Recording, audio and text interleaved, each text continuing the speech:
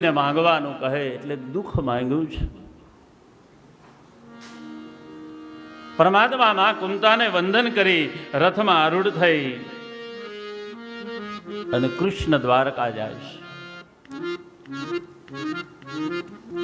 ભાગવતની અંદર ભગવાન શ્રી કૃષ્ણના નિવાસ દ્વારકા નગરીનું વર્ણન કરવામાં આવ્યું છે. મહાભારતનું યુદ્ધ પૂર્ણ થયું. મહારાજ ધૃતરાષ્ટ્ર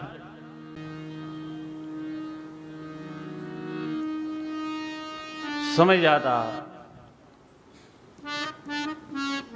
પાંડવો સ્વર્ગનું આરોહણ કરે છે. પોતાના પુત્ર પરીક્ષિતને હસ્તિનાપુરનું રાજ આપી અને પાંડવો હિમાલય તરફ પ્રયાણ કરે. કારણ કે મહારાજ ધર્મને એક વખત પોતાની નગરીની અંદર વિહાર કરતા હતા. એમાં જોયું તો પોતાના ગામની અંદર નગરમાં રહેનારા લોકોના મકાન હતા ના એના દરવાજા ઉપર તાળા લાગેલા હતા. ધર્મરાજને એમ થયું દેવ ઋષિ નારદની વાણી કદાચ હવે ચાચી પડતી હોય એવું લાગે, નહીતર મારા નગરમાં રહેનારી પ્રજા એ ભયમાં ન હોય.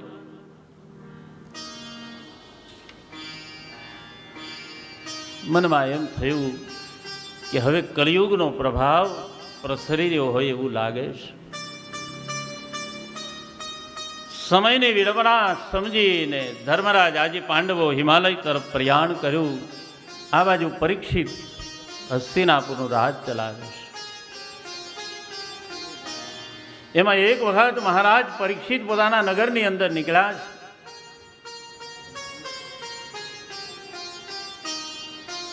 એને જોયું તો એક બળદ પોતાના 3 પગ હણાયા છે અને એક પગે ઊભો છે.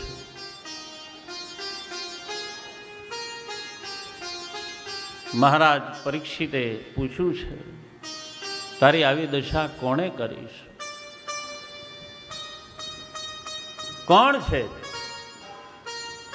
બળદને વાચા આવી કહે, મહારાજ હું ધર્મ છું. પરીક્ષિત પ્રશ્ન કરે, તારા 3 પગ કઈ રીતે કપાયેલા છે? એવા જ સમયે બાજુમાં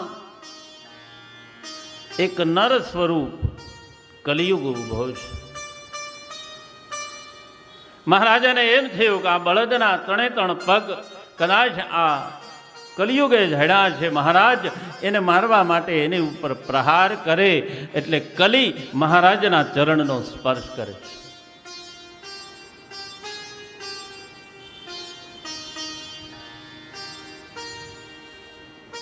કલિયુગ કેવલ મહારાજ પરીક્ષિતના ચરણને સ્પર્શ કર્યો ના એટલે એના માનસની અંદર કલિયુગનો પ્રભાવ થયો. તમે વિચાર કરો,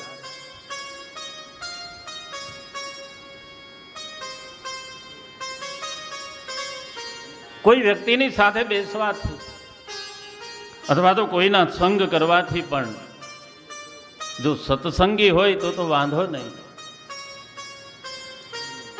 પણ કદાચ એને કુસંગ લાગી હોય એવા વ્યક્તિની સાથે તમે બેસો ને તો તમને પણ કુસંગ લાગે છે.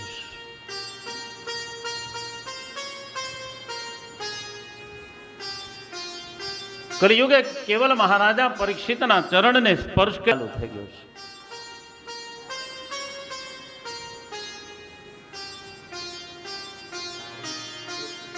રાજાના ચરણે આવેલા કલીને મહારાજ મારતા નથી.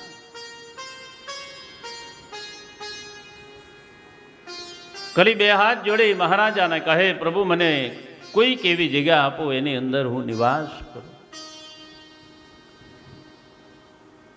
પરીક્ષિત કહે, હે કલિયુગ,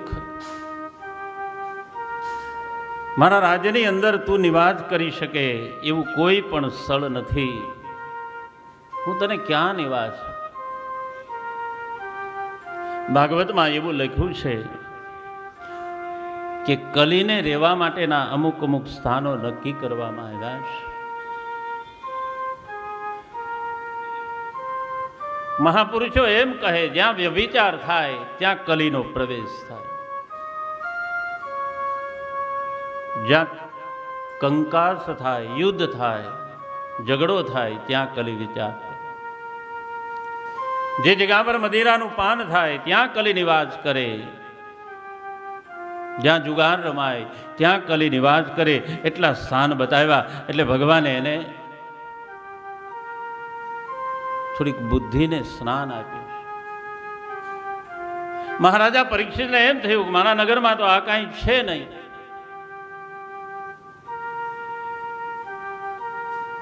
પણ એક ક્ષેત્ર એવું બતાવ્યું કે વ્યભિચારથી લીધેલું ધન હોય એમાં પણ કલીનો નિવાસ. સુવર્ણમાં કલી એવું નથી બતાવ્યું, પણ કોઈનું ખોટું લઈ લીધું હોય તો એમાં કલિયુગ છે. પછી પૈસા હોય તોય ભલે, સંપત્તિ હોય તોય ભલે, અને સુવર્ણ હોય તોય ભલે.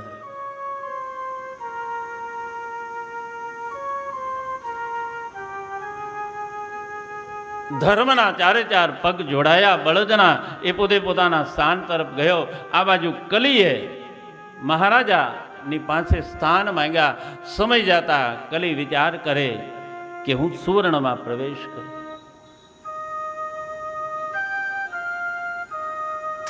સમય આવ્યો, મહારાજ પરીક્ષિતની નજર કરે છે.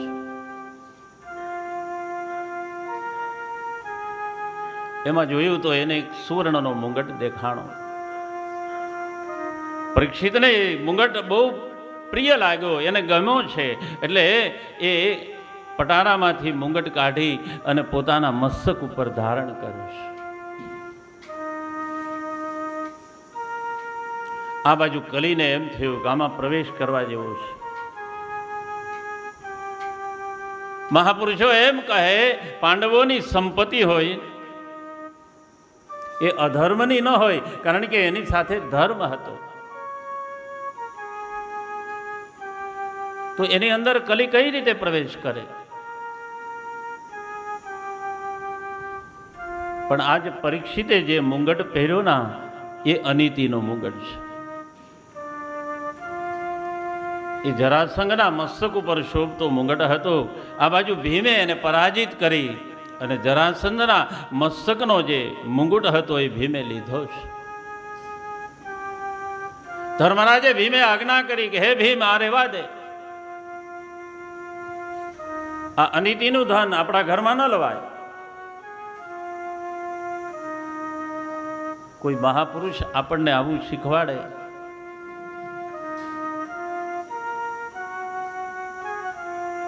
સમજી લો, આપણને ખબર નથી કે આ અનીતિનું છે, પણ આપણા વડીલો આપણને કહે કે આ બીજાનું છે, આ ન લેવાય, ત્યારે તેઓનો ત્યાગ કરવો છે. જરાસંઘનો પુત્ર સહદેવજી ખૂબ વિનંતી કરે, તમે આના બદલામાં જે જુએ તે આપું, પણ આ મારા પિતાજીની એક નિશાની છે, આ મુંગટ રહેવા દો. ભીમ માન્યા નહીં અને જરાસંઘનો મુંગટ પોતાના નગરમાં લાવ્યા છે. ધર્મરાજને ખબર હતી, એટલે એ મુંગટને પોતાના ખજાનામાં ઊંડી ઊંડી જગ્યા પર મૂકી દીધો. પણ આજ પરીક્ષિતે એને ધારણ કર્યો છે. કલિયુગને એમ થયું કે આ નીતિનું સુવર્ણ છે, એટલે એમાં પ્રવેશ કર્યો. મહારાજ પરીક્ષિત જંગલની અંદર ગયા. ઘણો સમય વીત્યો, પોતાને તરસ લાગ્યો છે.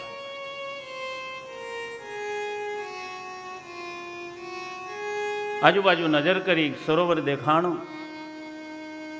પરીક્ષિતને એમ થયું, હું તો હસ્તિનાપુરનો રાજા, હું કઈ સરોવરમાં થોડું પાણી પીવું. એટલે એ બાજુમાં નજર કરી તો એક સંતની કુટિયા છે. સંત ધ્યાનથી બેઠા છે. પરીક્ષિતને એમ થયું, લાવ સંતની પાસે જાઉં, હું રાજા છું, મારું સ્વાગત કરશે, મને જલપાન. પરીક્ષિત ગયા. સમ્યક વૃત્તિ સમાધિમાં. મહાપુરુષો એમ કહે, કોઈ પણ વ્યક્તિ ધ્યાનમાં હોય, સમાધિમાં હોય, પોતાના વ્યવહારિક કામમાં હોય, સમાજની સેવામાં હોય, ત્યારે એને બહુ ડિસ્ટર્બ ન કરવા.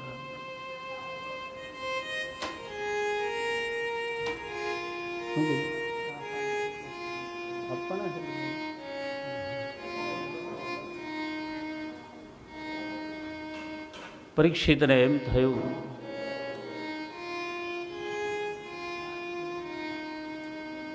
મને જોઈને કદાચ સાધુ એ સમાધિમાં હશે, એવો ઢોંગ કરતા હશે, એટલે પરીક્ષિત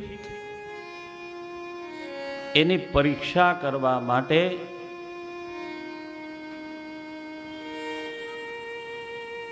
ઋષિનું અપમાન કરે. મહાપુરુષો એમ કહે, ક્ષમિક ઋષિ જે સ્થળની અંદર ધ્યાન ધરતા હોય એ સ્થળની એ જગ્યા પર જીવ તો શું પણ કોઈ જંતુ પણ મૃત્યુ ન પામે.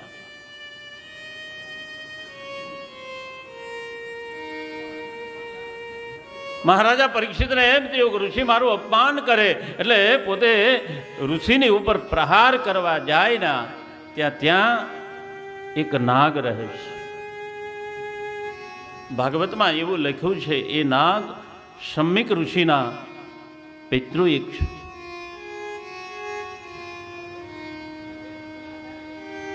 મહારાજા પરીક્ષિતના બાધામાંથી નીકળેલું બાણ એ સર્પએ ઝીલી લીધું છે અને એ મૃત્યુ પામ્યો. એ બાણથી મહારાજા પરીક્ષિતે એ મરેલા સર્પને ઋષિના ગળામાં નાખ્યો છે. આવો 2 મિનિટ હરિનામનું સંકીર્તન.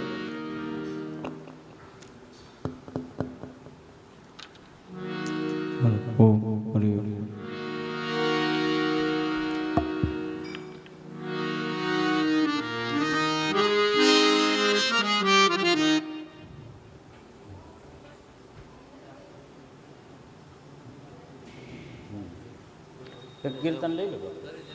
હા, આવો આપણે 2 મિનિટ હરિનામનું સંકીર્તન કરીશું.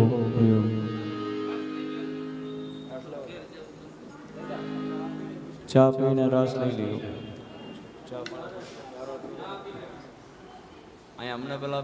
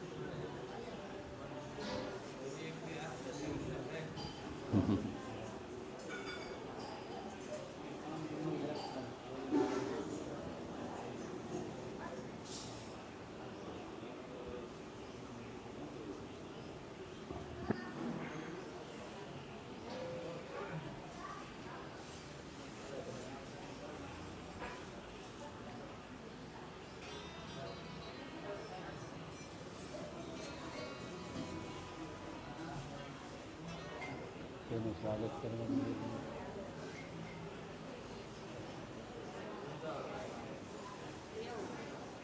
કાકા છે ને દિવાળી ડાબરાને પૂછ્યું કે તેનું સ્વાગત કરવાનું છે, તો નામ લખી નાખવાનું.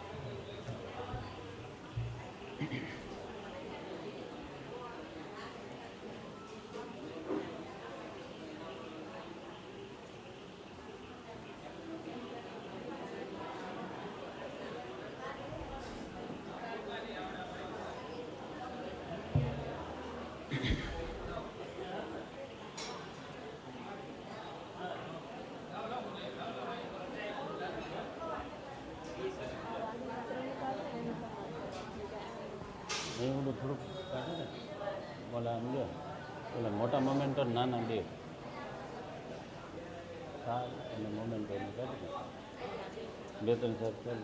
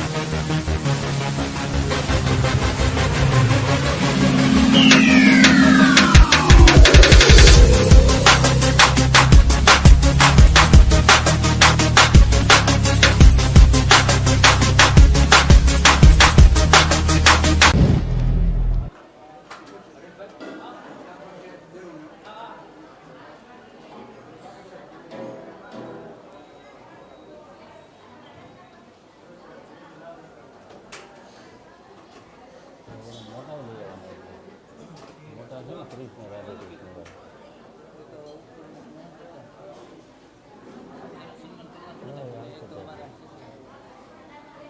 મોટા લઈ આવ્યા બે ત્રણ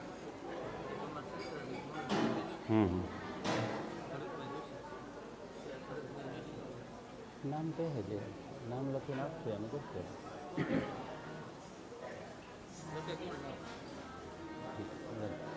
કિરીટભાઈ કહેતા હતા પ્રમુખ ભાવ છે એ બેના નામ લખીને આપશે કરો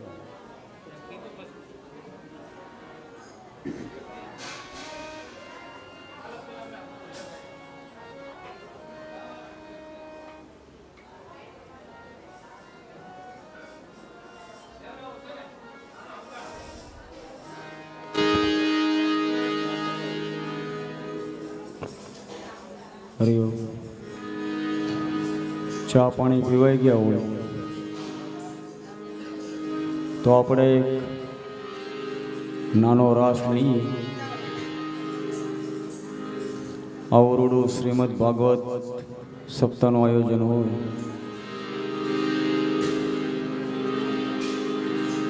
જોશી પરિવાર કળસાર તરફથી વક્તાશ્રી ધર્મદાદા જોશીના મુખારવિંદથી આપણને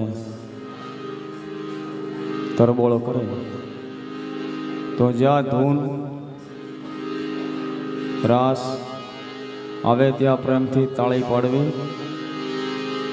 એટલે બધા ઘડીક ઊભા થઈ જાવ. એક રાસ આપણે અહીંથી લઈ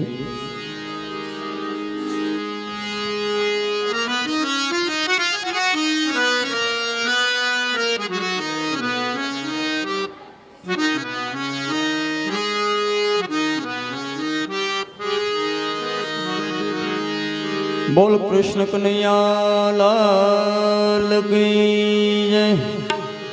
હલો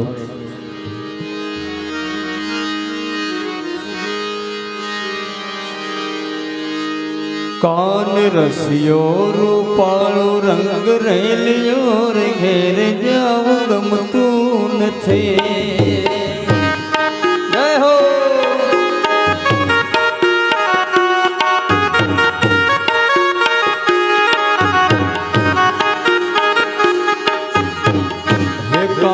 રસિયો રૂપાળો રંગ રેલિયો રે ઘેર જાવું ગમતું નથી.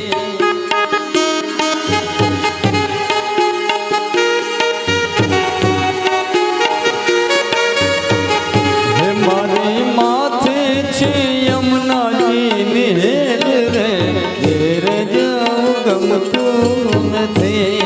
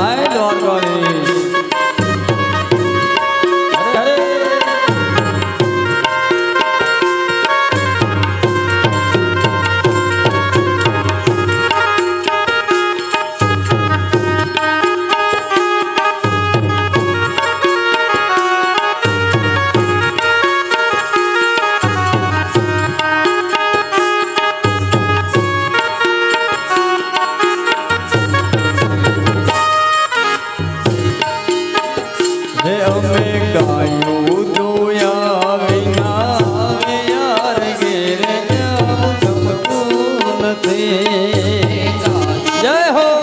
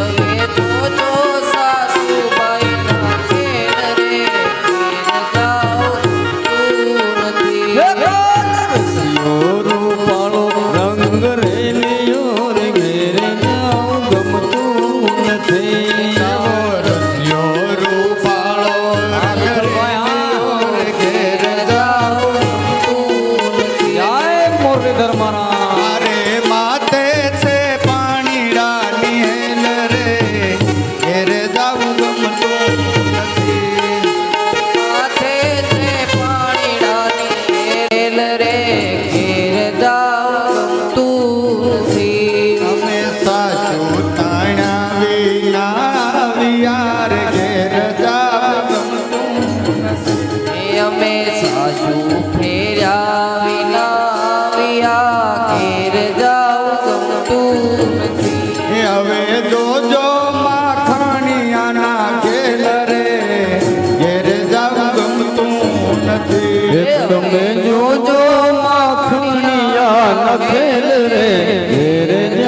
ગમતું નથી. જય હો.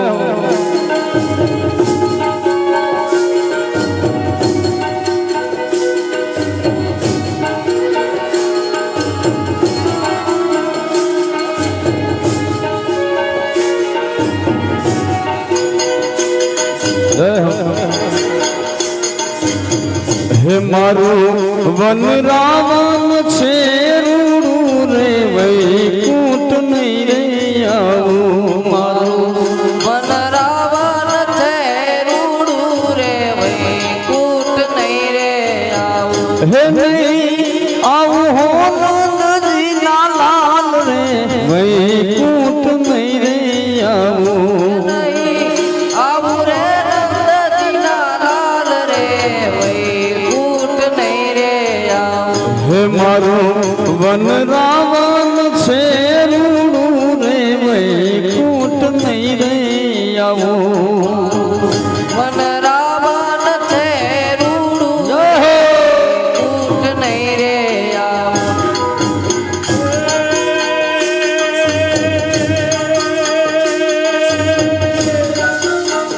એ નહીં આવું દીના લાલ વૈકુંઠ નહીં રે આવું. એ નહીં આવું હો નંદજીના લાલ રે વૈકુંઠ નહીં રે આવું.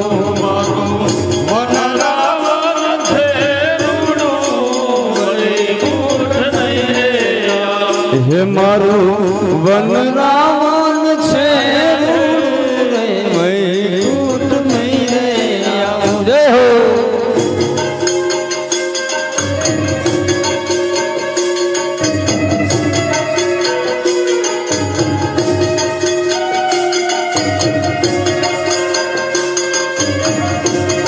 જય દ્વારકાધીશ.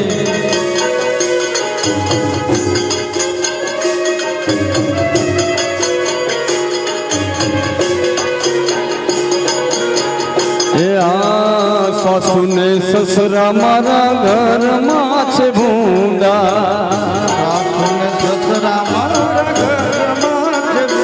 એ સાસુ ને સસરા મારા ઘરના તે ભૂંડા. સાસુ ને સસરા મારા ઘરમાં છે ભૂંડા. એ હાલો એ હાલો એ હાલો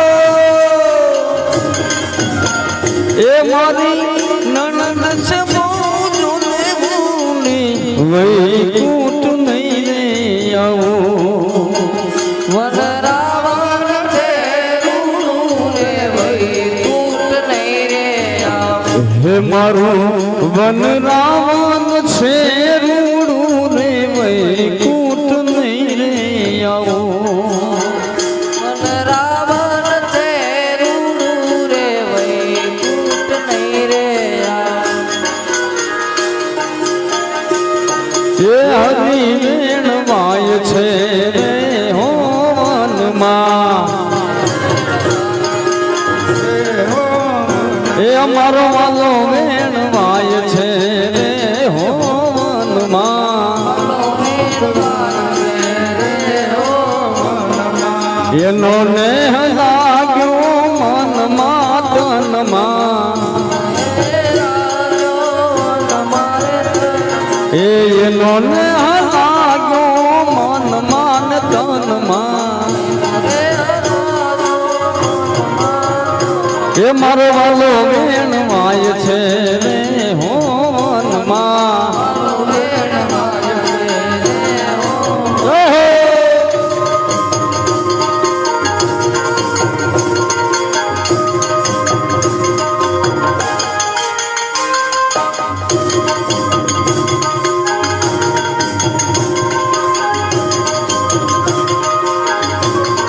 હા જય દ્વારકાધીશ.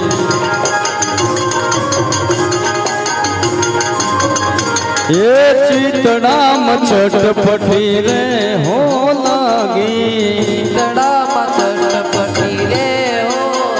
એ મારા ચિતડામ ચટપટી રે હો લાગી. ચટપટી રે હો. અરે જીવન જોવા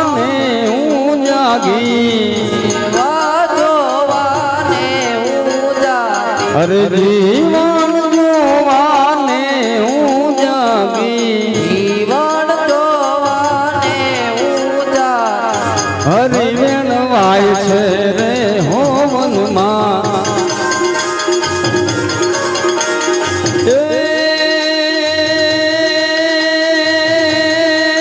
પ્રકૃતિ સબ મહાલા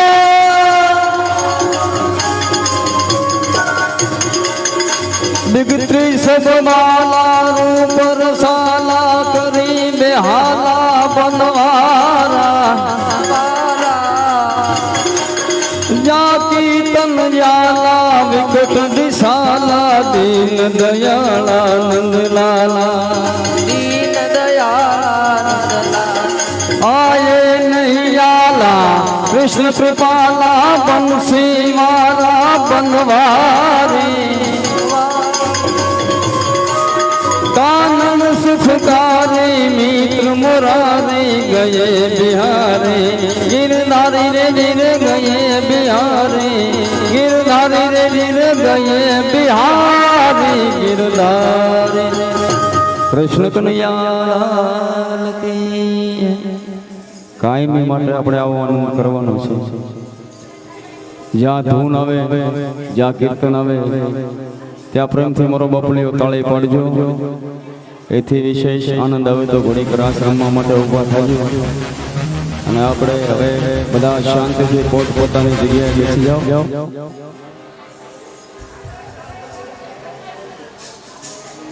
પોતપોતાની જગ્યાએ બધા પ્રેમથી બેસી જાઓ એટલે આપણે કથાની શરૂઆત કરી કાન રસિયો રૂપાળો રંગ રેલિયો રે ઘેરે જાવું ગમતું નથી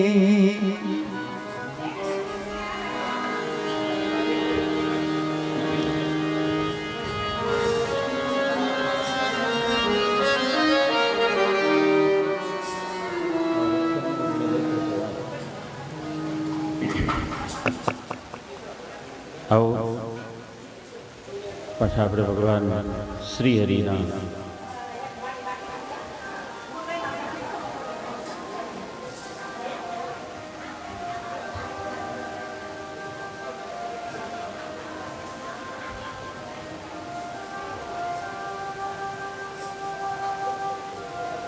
મહારાજ પરીક્ષિત એને એમ થયું કે હું હસ્તિનાપુરનો રાજા અને આ ઋષિ સમાધિમાં ઢોંગ કરે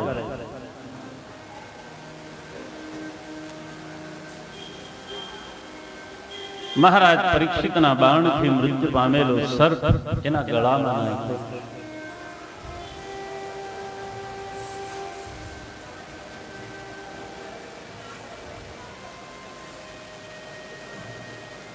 મહારાજ ત્યાંથી નીકળી ગયા આ બાજુ સમીક ઋષિના જે શિષ્યો હતા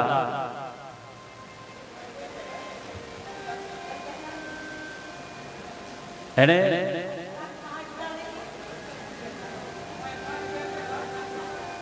મહારાજ સમીક ઋષિના પુત્ર શૃંગીને સમાચાર આપ્યા કે કોઈ રાજાએ તારા પિતાનું અપમાન કર્યું છે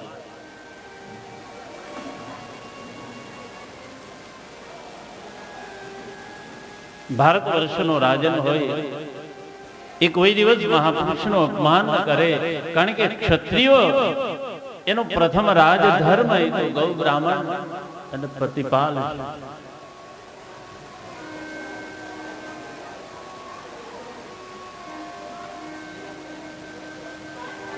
શમીક ઋષિના શિષ્યોએ સમાચાર આપ્યા એટલે ઋષિ શમૈકના પુત્ર શૃંગીએ હાથમાં જળ લઈ અને શ્રાપ આપ્યો છે કે જેણે પણ મારા ઋષિ પિતાનું અપમાન કર્યું એની સમાધિ અવસ્થામાં મૃત સર્પને એના ગળામાં નાખ્યો એ જ સર્પથી એમનું 7મા દિવસે મૃત્યુ થાય તક્ષકે મૃત્ય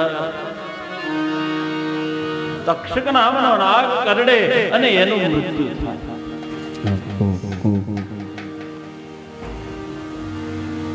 મહારાજ પરીક્ષિત ઘરે ગયા પોતાના મસ્તક ઉપરનો જે મુગુટ હતો એ મુગુટ મહારાજે ઉતાર્યો ના એટલે એને તરત ખ્યાલ આવ્યો. ઓહો, કલીનો પ્રભાવ હેઠો મહારાજાને પસ્તાવો થયો. મેં એક ઋષિનું અપમાન કર્યું. ભયભીત થયા.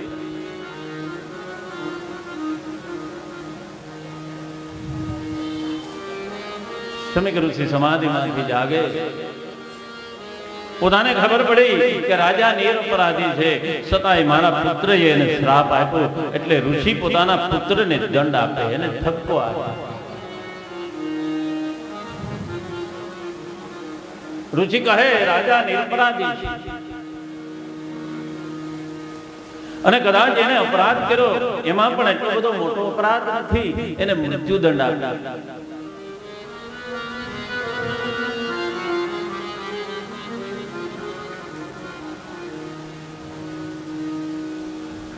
મહારાજ પરીક્ષિત ભયભીત થયા.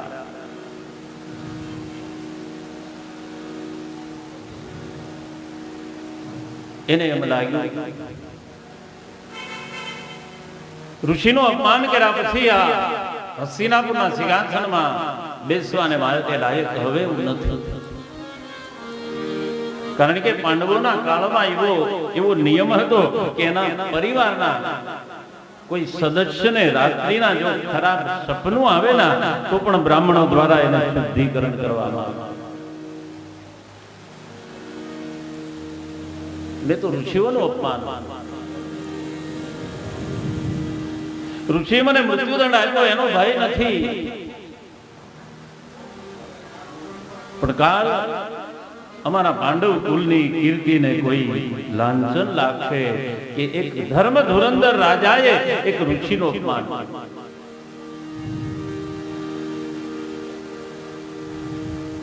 મહારાજ પરીક્ષિતને પસ્તાવો થયો.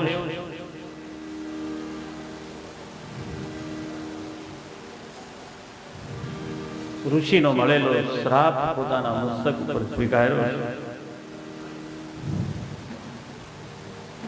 મહારાજ પરીક્ષિત પોતાના પુત્ર જન્મે જઈને હસ્તિનાપુરનું રાજ આપી અને પોતે પોતાના મૃત્યુને સુધારવા માટે નીકળી ગઈ. શ્રીમદ ભાગવતની કથા મને તમને એ જ સમજાય. મહારાજા પરીક્ષિતને શ્રાપ મળ્યો ઋષિપુત્ર દ્વારા. આપણને પણ શ્રાપ મળે છે આપણા પુત્ર દ્વારા, પણ આપણે સમજતા નથી. પરીક્ષિત સમજી ગયા, રાજનો ત્યાગ કરી અને વનમાં ગયા છે. કોઈને એમ લાગ્યું મહારાજાને મૃત્યુનો ભય લાગ્યો. મહાપુરુષો એમ કહે પરીક્ષિતને મૃત્યુનો ભય નથી લાગ્યો, પણ પોતાના મૃત્યુને સુધારવા માટે નીકળી ગયો. આપણી કેટલી તૈયારી?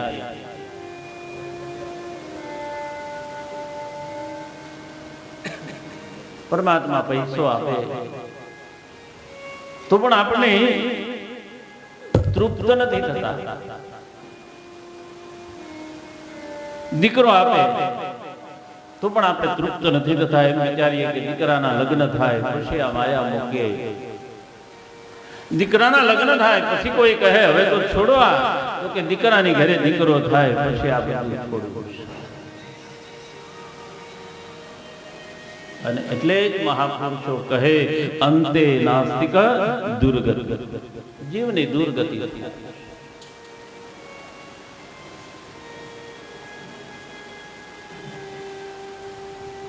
મહારાજ પરીક્ષિત બધાને પૂછે મને કોઈ એવો માર્ગ બતાવો કે માણસના મૃત્યુ સમયે શું કરવું, મૃત્યુને સુધારવા માટે શું કરવું. આપણે ત્યાં મહાપુરુષો એમ કહે બાળપણ સુધારવું હોય, યુવાનીને બગાડવી ન હોય તો માનવે રામચરિત્ર માનસનો ગ્રંથ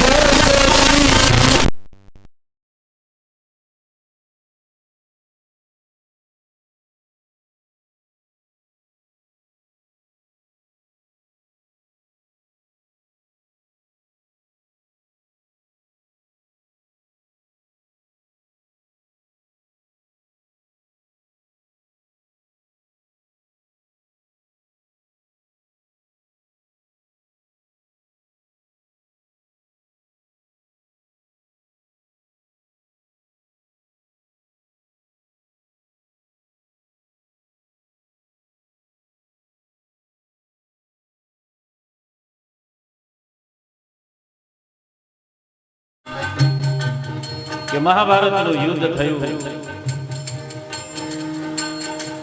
પાંડવો અને કૌરવો આ યુદ્ધના બંને પ્રણેતા છે.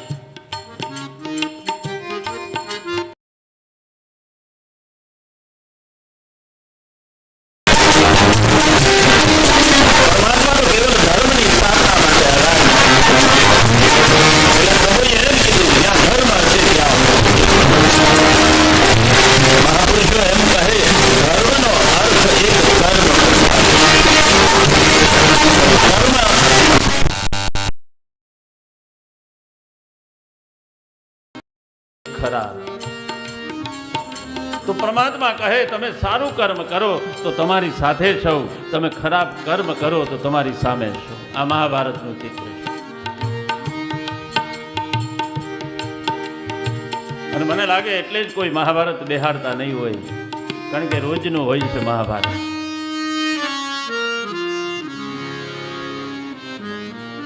પણ મહાભારત જેવો ગ્રંથ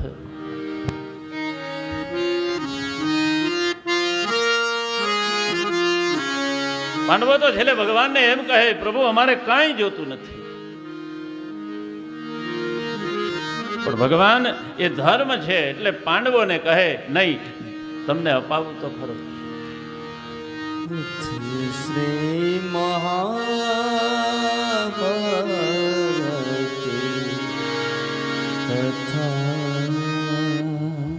વ્યાસજી અદ્ભુત ગ્રંથની રચના કરી. कथा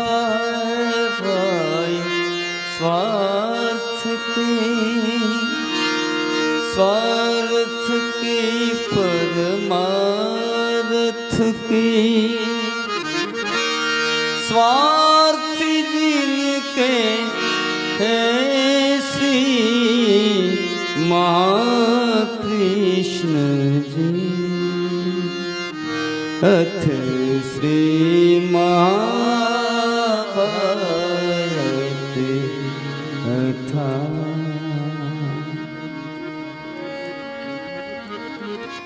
પરમાત્મા કહે બીજી ભક્તિ એ મારી કથા છે, એનું શ્રવણ કરો.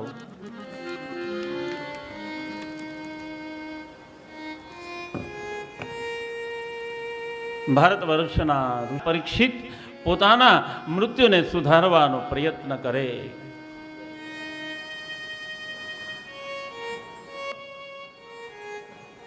પરીક્ષિતનો હાથ નથી પકડતા, કારણ કે પરીક્ષિતનો જે પ્રશ્ન છે ને એ જ બહુ કઠણ છે. ઋષિઓ એમ કહે આપણી પાસે નથી, આપણે કઈ રીતે આપી શકીએ? પરીક્ષિત કહે મને 7મા દિવસે મારા મૃત્યુને સુધારવાનું છે. ઋષિઓ કહે આપણે તો હજારો વર્ષથી તપ કરીએ અને આ તો 7 દિવસની વાત છે. ઋષિઓ ના પાડે, મહારાજ આનો રસ્તો અમારી પાસે નથી. અને મહાપુરુષો એમ કહે વાત બહુ સત્ય છે. આપણા ખિસ્સામાં 100 રૂપિયા હોય અને કોઈ વ્યક્તિ આપણી પાસે 200 રૂપિયા માંગે તો આપણે આપી ન શકીએ.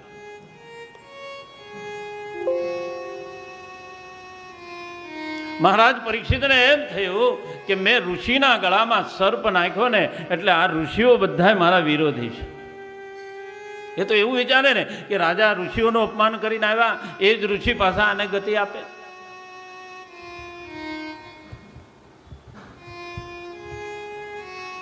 ઋષિઓ કહે મહારાજ અમે તમને શું બતાવીશું? અમે હજારો વર્ષથી તપ કરીએ, કેટલા વર્ષથી પરમાત્માનું નાતન કરીએ, અમને કેમ ખબર પડે અંત સમયે પ્રભુ આવે કે ના આવે?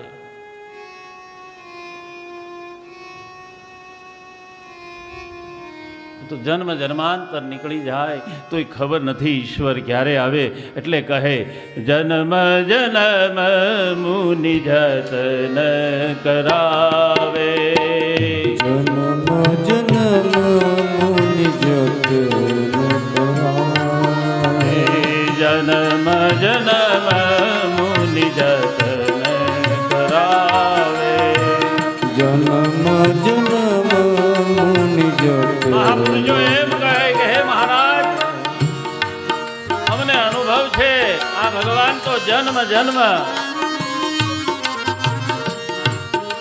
કયા ભાવ નીકળી જાય એની ખબર નહીં, અને અંત સમયે આવે કે ન આવે. એટલે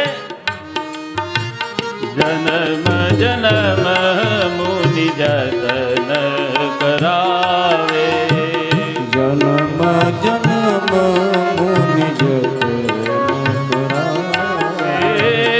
અંત સમય હરિયાવત નાહી, અંત સમય હરિ આવત નાહી. જન્મ જન્મ મુનિ જતન કરાવે, જન્મ જન્મ મુનિ જપ. મહારાજ આ ભગવાન તો જન્મ જન્માંતર સુધી ખબર નહીં કેટલો પરિશ્રમ કરાવે પછી પ્રભુ મળે.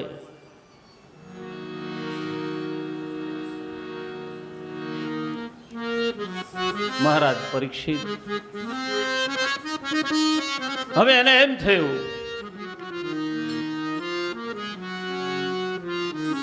કે હું તો જેનું ધ્યાન ધરું છું, જેને માં ઉત્તરાના ગર્ભમાં હતો ત્યારે મારી રક્ષા કરી,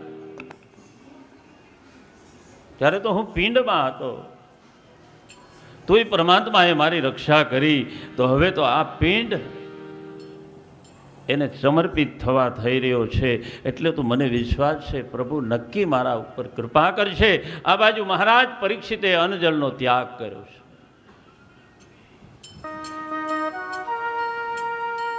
મહાપુરુષો એમ કહે જન્મ જન્માંતરના પૂન ભેગા થાય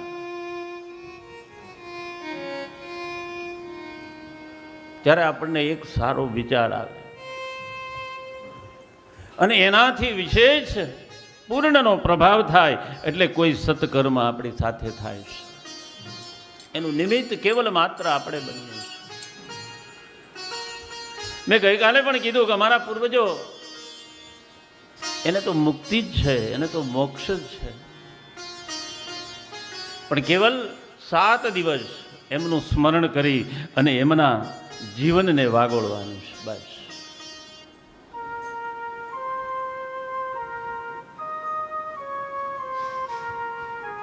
પછી 30 વર્ષ આપણે થોડાક પાછળ જઈએ ને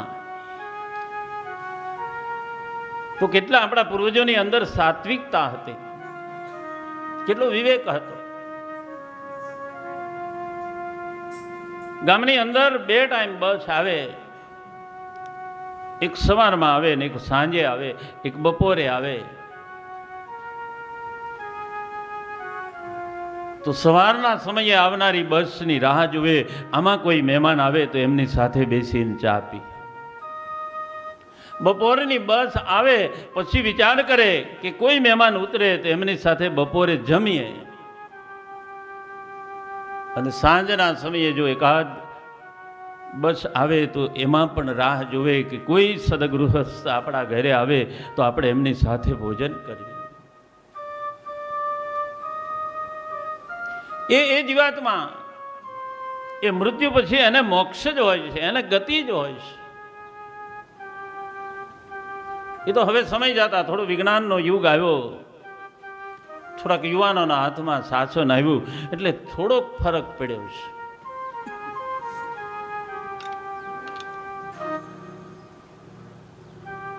પણ આપણે ત્યાં વર્ષોથી એક પરંપરા છે કે ભાગવત કથા જો કરવી હોય તો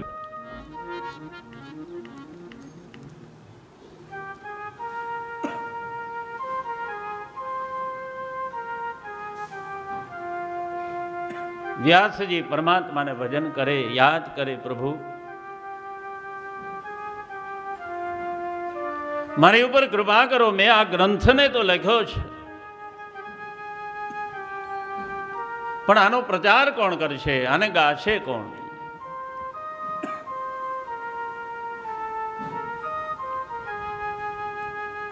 ભગવાન શિવનું ધ્યાન ધર્યું સમાધિ અવસ્થામાં આવેલા વ્યાસજીને સંકેત થયો, મહાદેવ એના ઉપર પ્રસન્ન થયા. વ્યાસજી કહે, પ્રભુ આપ મારા ઉપર કૃપા કરો. બોલે, શું કૃપા કરું? વ્યાસજી કહે, મહાદેવ આ સુંદર મજાનો ગ્રંથ તૈયાર છે, પણ એને વાંચે કોણ?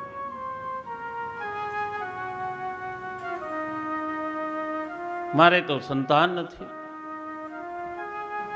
વ્યાસજી મહાદેવને કહે, પ્રભુ એક કામ કરો, આપ મારે ત્યાં દીકરો બનીને આવો.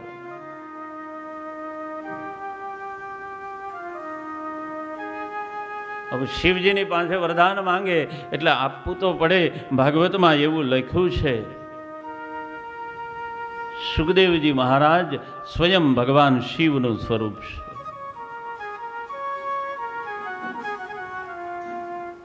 માતાના ગર્ભની અંદર જીવ ઉછરે છે,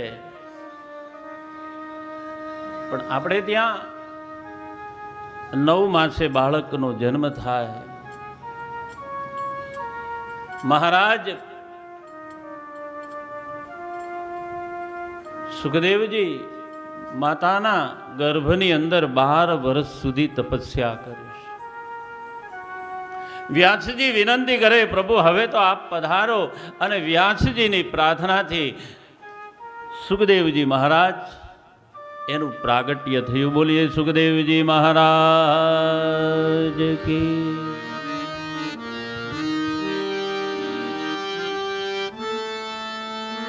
બન્યું એવું,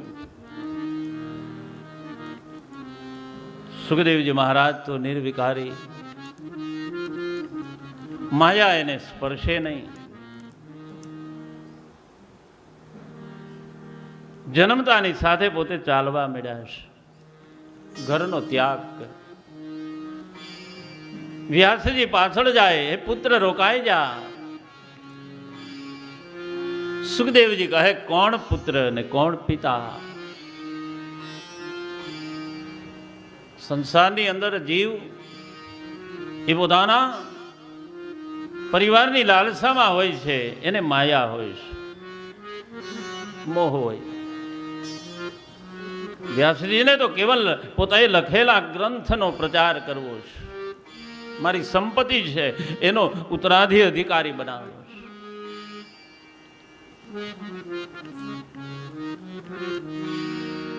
સુખદેવજી મહારાજ રોકાતા નથી. મહાપુરુષો એમ કહે એટલે સમાધિ લાગે. સુખદેવજી મહારાજ વનમાં જઈને સમાધિ અવસ્થામાં બેઠા છે. આ બાજુ દેવતાઓ વગેરે પરમાત્માની પ્રાર્થના. વ્યાસજી વિચાર કરે, પુત્રને પાછો લાવવો કે? બ્રહ્મ આજ્ઞા થઈ, હે મહારાજ, શ્રીમદ ભાગવતની આપે રચના કરી, એના 1-2 શ્લોક તમે તમારા શિષ્યને કંઠસ્થ કરાવો અને આ વનની અંદર એ ભાગવતના ગ્રંથ જે લખ્યો એના શ્લોકનું પઠન કરાવો. વ્યાસજીએ પોતાના શિષ્યોને તૈયાર કર્યા, વનની અંદર ગયા. જે જગ્યા પર સુખદેવજી મહારાજ સમાધિ અવસ્થામાં હતા ત્યાં જઈ અને વ્યાસજીએ રચેલા ભાગવતના સુંદર મજાના જે શ્લોક હતા એનું ગાન કર્યું છે.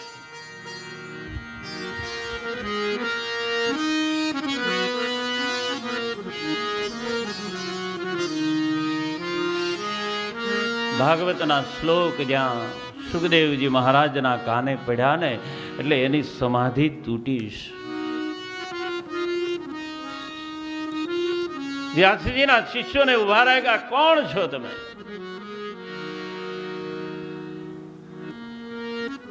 અમે વ્યાસના શિષ્ય છીએ. આવા સુંદર મજાના જે શ્લોક બોલો છો. વ્યાસજીના શિષ્યો કહે, મહારાજ આ તો કેવલ નમૂનો છે, સેમ્પલ છે. આવા તો હજારો શ્લોક ભાગવતના ગ્રંથની અંદર છે. બોલે મારે સાંભળવા છે. કોણ આનો લેખન છે? કોણે લેખા છે? વ્યાસજીનું નામ પડ્યું એટલે સુખદેવજી મહારાજ પોતાના પિતાના ઘરે આવે છે. ભાગવતમાં એવું લખ્યું છે, ભાગવતના અભ્યાસ પોતાના પિતાના દ્વારે રહી અને કર્યો છે. અભ્યાસ પૂર્ણ થયો એટલે સુખદેવજી મહારાજ ગંગાના તટ ઉપર જાય છે. એને ખ્યાલ આવ્યો કે હવે શ્રોતા તૈયાર થયો. આ બાજુ મહારાજ પરીક્ષિત અનક્ષન ઉપર બેઠા છે, જળનો પણ ત્યાગ કર્યો. એવા જ સમયે સુખદેવજી મહારાજનું આગમન થયું. બોલીએ સુખદેવજી મહારાજ.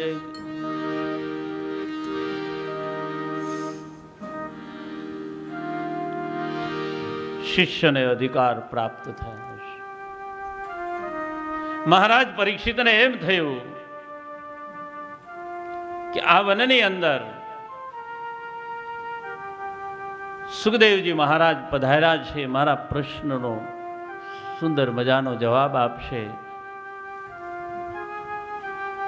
એ કથાનું વૃત્તાંત શ્રીમદ ભાગવતના દ્વિતીય સ્કંદની અંદર છે. શ્રીમદ ભાગવતના પ્રથમ સ્કંદને આપણે વિરામ કરીએ. બોલીએ બાલકૃષ્ણ ભગવાન. શ્રીમદ ભાગવતના દ્વિતીય સ્કંદમાં વ્યાસજી લખે છે મનુકૃતાર્થ અને વિરાટ પુરુષનું વર્ણન, અને એ પછી સ્વયં પરમાત્મા વિરાટ સ્વરૂપ રૂપે આ પૃથ્વી ઉપર આવ્યા,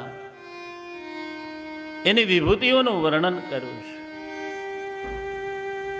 પરમાત્મા જીવને આ સંસારની સૃષ્ટિમાં હરેક જીવની અંદર પરમાત્મા બિરાજેલો છે.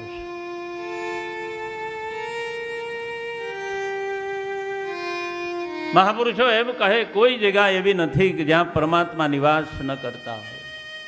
હરિ સર્વત્ર છે.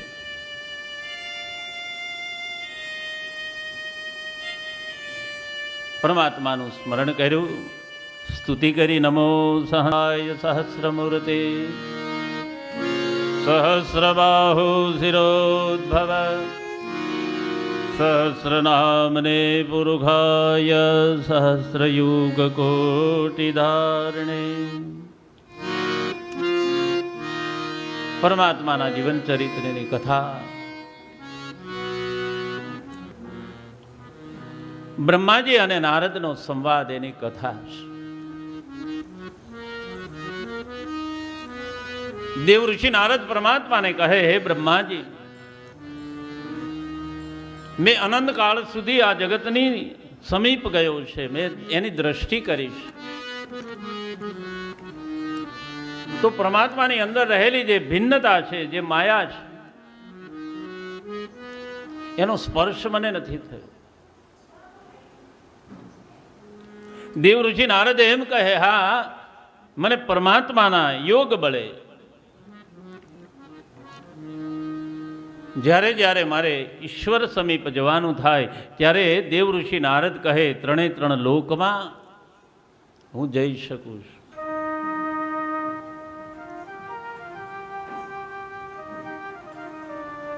ભક્તિનો મર્મ બ્રહ્માજી અને દેવ ઋષિ નારદની સાથેનો સંવાદ છે.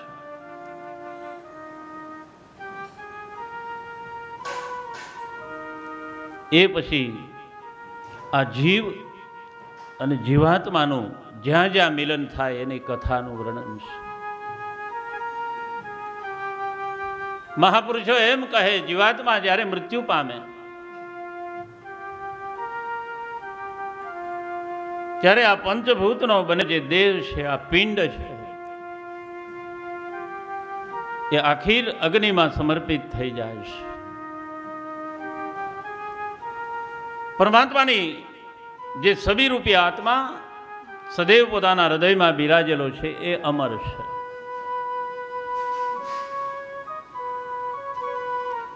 હવે આપણા મનની અંદર પ્રશ્ન થાય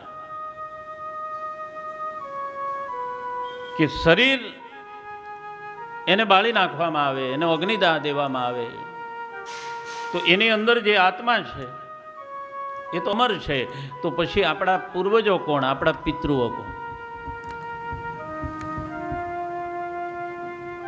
આત્મા તો મૃત્યુ પામતો નથી.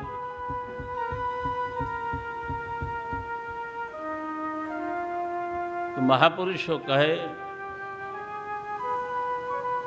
જીવ જ્યારે મૃત્યુ પામે એની અંદરનો જે પ્રાણ હોય એ નીકળી જાય, એના દેહને અગ્નિ સંસ્કાર કરવામાં આવે, પછી એ યમપુરીમાં જાય છે.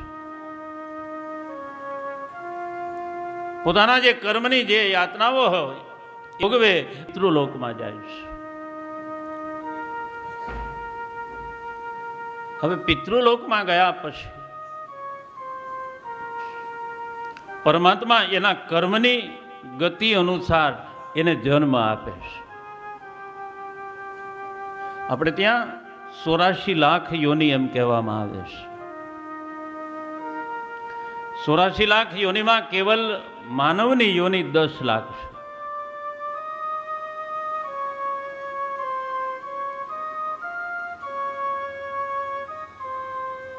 ભગવાનના ધામની અંદર અનેક જીવાત્માઓ ત્યાં એકત્રિત થયા છે. તો પરમાત્મા જે જીવની જેવી ગતિ એવી એને યોની આપે છે. એટલે સમજી લો કે આપણા કોઈ પૂર્વજો મૃત્યુ પામ્યા છે, આપણા પિતૃઓ મૃત્યુ પામ્યા, આપણે એમની પાછળ પિંડદાન કરીએ, તર્પણ કરીએ, દાન કરીએ, પૂર્ણ કરીએ.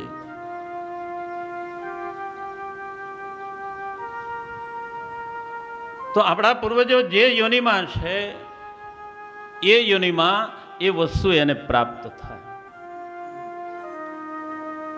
અને સમજી લઈએ કે મૃત્યુલોકમાં છે, યમપુરીમાં છે, તો ત્યાં તો ઘણા જીવાત્માઓ છે. એટલે કદાચ હજી એનો નંબર લાગ્યો પણ ન હોય. રેલવેની મુસાફરી આપણે કરતા હોઈએ, રેલવેને આવવાનો સમય હોય તો ત્યાં એક રૂમ આપ્યો હોય, વેઇટિંગ કક્ષ, એમાં આપણે બેસીએ.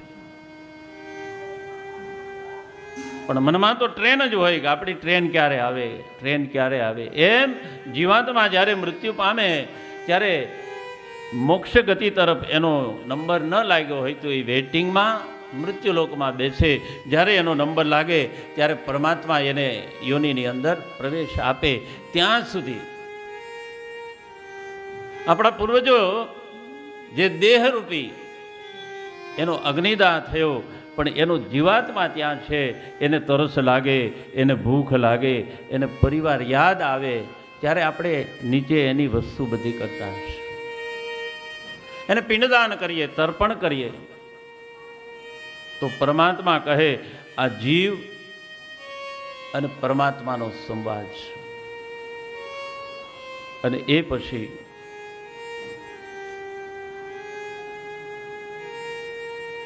સ્કંદમાં શ્રીમદ ભાગવતની વ્યાખ્યા એનો મહિમા બતાવ્યો છે.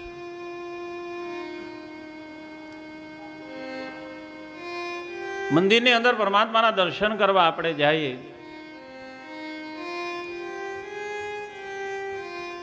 તો મહાપુરુષો એમ કહે આપણે આંખ બંધ કરીએ છીએ. આંખ બંધ કરવાનો અર્થ એ થાય કે જે મંદિરમાં મૂર્તિ છે એ મૂર્તિને મેં પધરાવીશ. પરમાત્માની સાથે પરમાત્મા જેવું થવું પડે. બાળકની સાથે બાળક થાય તો એને આનંદ આવે, વૃદ્ધની સાથે વૃદ્ધ થાય તો આનંદ આવે. એમ મહાપુરુષો એમ કહે, શ્રીમદ ભાગવતની વ્યાખ્યા એક જ છે કે જીવને ઈશ્વરના ચરણ સુધી જવું છે. એમ કહી અને શ્રીમદ ભાગવતના દ્વિતીય સ્કંદને પણ વિરામ આપશે. બોલીએ બાલકૃષ્ણ ભગવાન કી. અને શ્રીમદ ભાગવતના તૃતીય સ્કંદ એની પૂર્વે તમારા વિઠ્ઠલભાઈને વિનંતી કરીએ, કોઈ મહેમાનો આવ્યા હોય તો એમનું પણ સ્વાગત. અને આવજો 2 મિનિટ.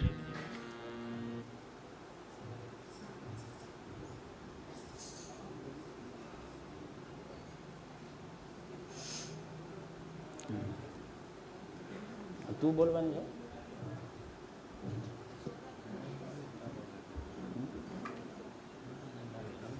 ઊભી રહે.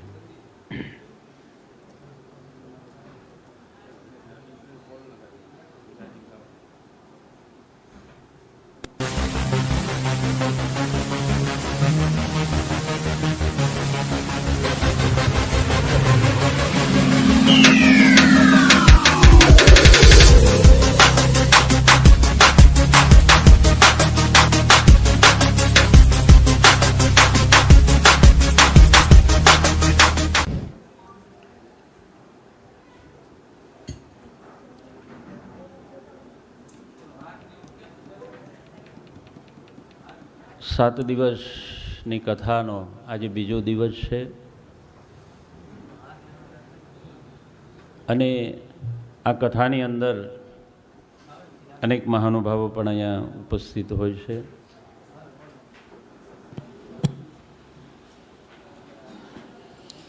કૃષ્ણ કનૈયા લાલ કી જય.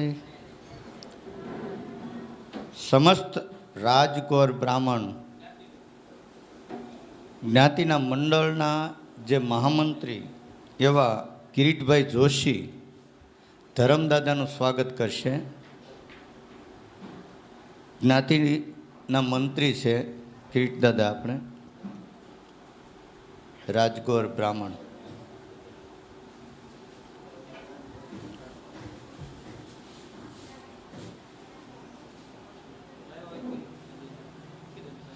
કૃષ્ણ કનૈયા લાલ કી જય.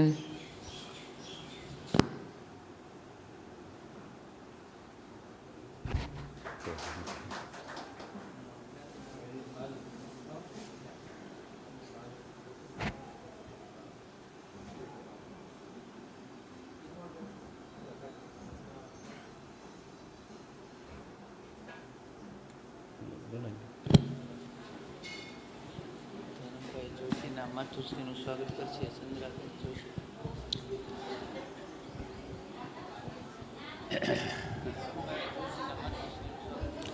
આપણા વક્તા અને એમના માતુશ્રીનું સ્વાગત કરશે ચંદ્રાબેન કિરીટભાઈ જોશી. જોરદાર તાળીઓના ગગડાટથી વધાવી લેજો. આપણે ત્યાં એને પિતૃવંદના દિવસ આવે અને આ મેં તમને પહેલાંય કીધું કે આ એક કથા, એનો મનોરથ કેવલ આપણે બધાએ આનંદ કરવાનો છે, પરમાત્માનું ભજન કરવાનું છે. સ્વાગતને પણ જોરદાર તાળીઓના ગગડાટથી વધાવી લે. બોલો કૃષ્ણ કનૈયા लाल की. तू कितनी अच्छी है, तू कितनी प्यारी है, प्यारी प्यारी है हो माँ,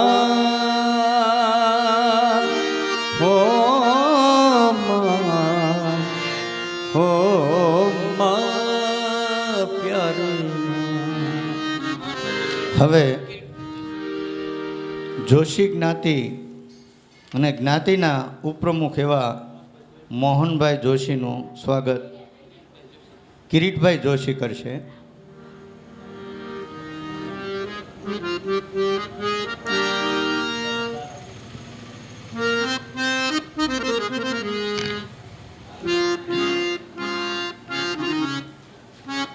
એમનું દાદાનું સ્વાલ ઓઢાડી અને મુવમેન્ટ આપી સ્વાગત કરશે.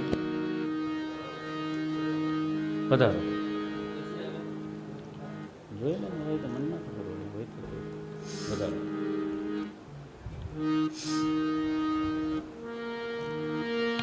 મોહન દાદા એ આપણા સમસ્ત રાજગોર ગૌરવ છે. જ્ઞાતિ પ્રત્યે જેનો ભાવ અને આપણા જ્ઞાતિના પ્રમુખ પણ છે, એમનું સ્વાગત જોરદાર તાળીઓના ગગડાટથી વધાવી લેજો. બોલો દ્વારકાધી. મોહન દાદાને વિનંતી, આજના પ્રસંગે 2 શબ્દ આપો. લો દાદા, 2 શબ્દ બોલો.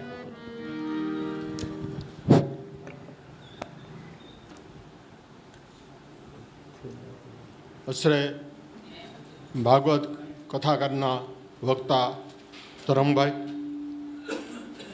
તેમના કુટુંબીજનો, સંગીતકાર ભાઈઓ, શ્રોતામાં અત્રે ઉપસ્થિત રહેલા બધા શ્રોતાઓ, બહેનો, પુરુષો, માતા, ભાઈઓ, બધાને વંદન. આ ભાગવત કથા ભાગશાળીને ઘરે બેહે ભાઈ. પિતૃને 7 જમણ સપ્તાહ, હું ભૂલતો નહીં તો 18,000 શ્લોક છે અને 350 આધ્યા છે આના. વ્યાસ ભગવાને અને ગણપતિજી આ રચેલું શ્રીમદ ભાગવત છે અને 7 દિવસ ચાલે અને પિતૃને મુક્તિ મોક્ષ આ ભાગવત કથા આપે. તો હું ધરમભાઈના કુટુંબનો આભાર માનું કે આ જ્ઞાતિની વાડીમાં પિતૃને તે મોક્ષ મળે પણ સ્થળ પવિત્ર થાય. ઘણા વર્ષોથી હું તો સન્નુથી આ વાડીમાં છું. મારા પ્રમુખ સ્થાને આ વાડીનું નિર્માણ છું, પણ મારે નીકળી જવું હતું. કમિટીવાળાએ મને પાછા ઉપપ્રમુખનું સ્થાન પાછું આપ્યું. એટલે હું જ્ઞાતિની સેવા કરું છું. તો આ વાડી નારણજી દાદા આના જ કુટુંબના છે.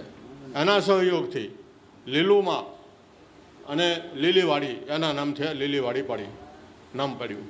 તો અત્રે કથા આપણે સાંભળવાની હોય, બહુ ટાઈમ લેવાનો ન હોય તો ધરમભાઈ બહુ ભાગવતની કથા સારી, મેં તો પહેલી વહેલી સાંભળી એની કથા. મેં લાખો કથા સાંભળી નાખી બહુ, પણ ધરમભાઈની કથા મારે પહેલી વહેલી છે. મારે હાથે હાથથી સાંભળવાની છે.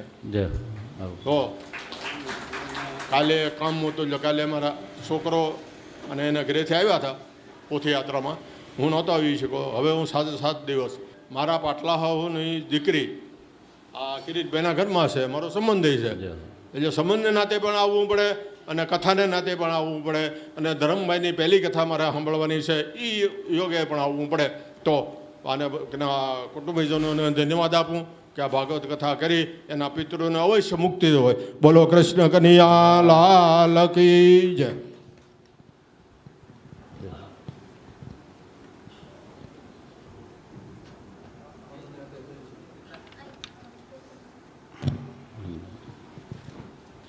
હવે ઓધવજીભાઈ પંડ્યાનું સ્વાગત જયદીપભાઈ કરશે.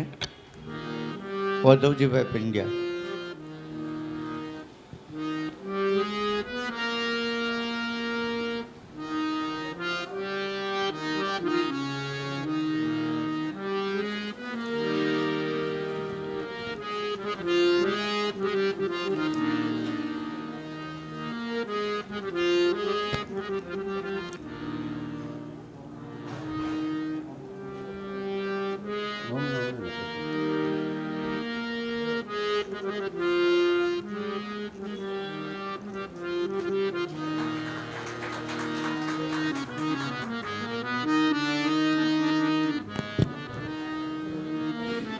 ત્યાર પછી ભરતભાઈ મણીશરભાઈ જોશી, એમનું સ્વાગત કરશે વિશાલભાઈ.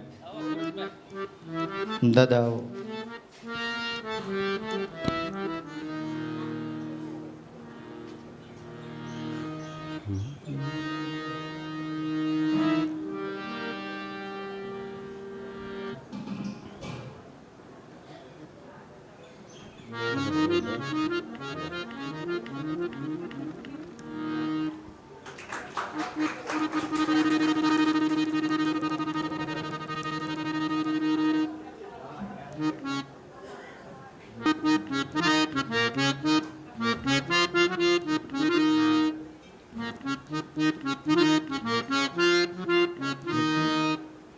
બોલો કૃષ્ણ કનૈયા લાલ.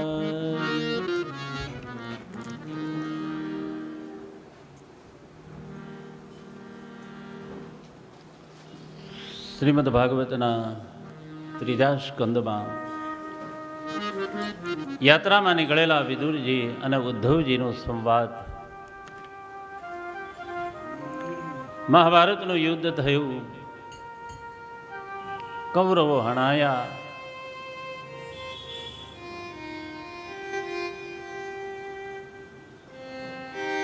મહારાજ ધૃતરાષ્ટ્ર પાંડવોને આશ્રિત થયા.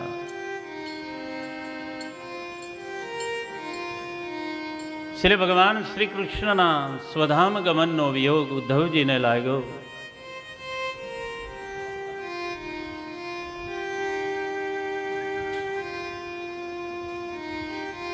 ઉદ્ધવજી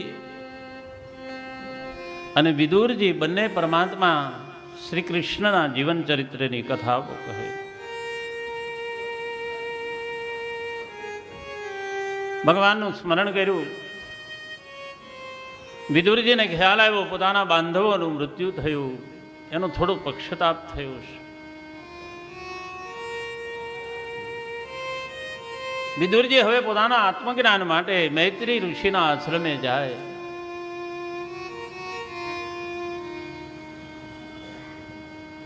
મહાપુરુષો એમ કહે,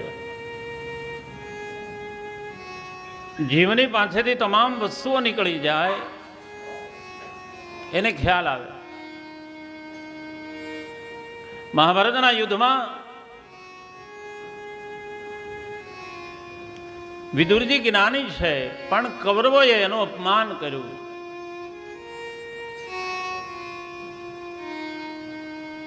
છેલ્લે તો વિદુરજીને દાસી પુત્ર એમ કહી એનો ત્યાગ કરવામાં આવ્યો.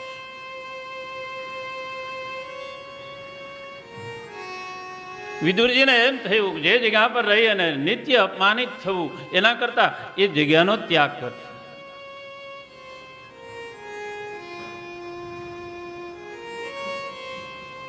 એક તો જ્ઞાની અને વિશેષ જ્ઞાન લેવા માટે વિદુરજી મૈત્રી ઋષિની પાસે જાય છે.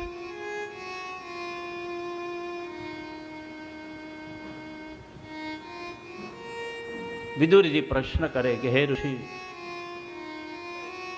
આ મન્વંતર કાળ એની ઉત્પત્તિ, એની વિસ્તૃતિ, એની કથા કહો. આપણે ત્યાં મહાપુરુષો મળે ને ત્યારે જ્ઞાનની ચર્ચાઓ થાય. વિરાટ પુરુષની ઉત્પત્તિ, આ સૃષ્ટિના ભેદ,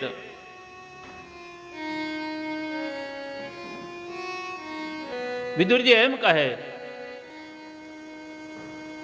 કે જો આત્મા આપણે બધા જાણીએ તો એ જીવને આ બધાની સન્મુખ ભેદ કેમ દેખાય છે? એવો કેમ એને ભાવ થાય આ મારી વસ્તુ છે, આ તમારી છે?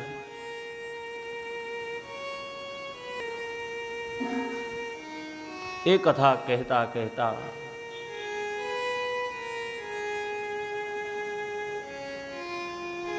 ભગવાનના નાભિ કમળમાંથી બ્રહ્માજીની ઉત્પત્તિ થઈ એની કથા. બ્રહ્માજી આ સૃષ્ટિનું સર્જન કરવા માટે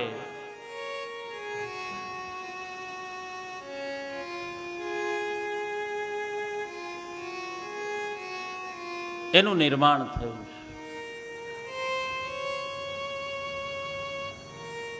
ભગવાન શ્રી હરિના નાભિ કમળમાંથી બ્રહ્માજીની ઉત્પત્તિ થઈ એટલે કેવલ બ્રહ્માએ પરમાત્માને વંદન કરીને કીધું, પ્રભુ મને આજ્ઞા આપો. ભગવાન કહે, હે બ્રહ્મા, આપ સૃષ્ટિનું સર્જન કરો. બ્રહ્માજીએ ભગવાન નારાયણની સ્તુતિ કરી. સ્તુતિથી ભગવાન નારાયણ અતિ પ્રસન્ન થયા અને એ પછી ભાગવતમાં બ્રહ્માજીની માનસી સૃષ્ટિની ઉત્પત્તિની કથા કહીશ.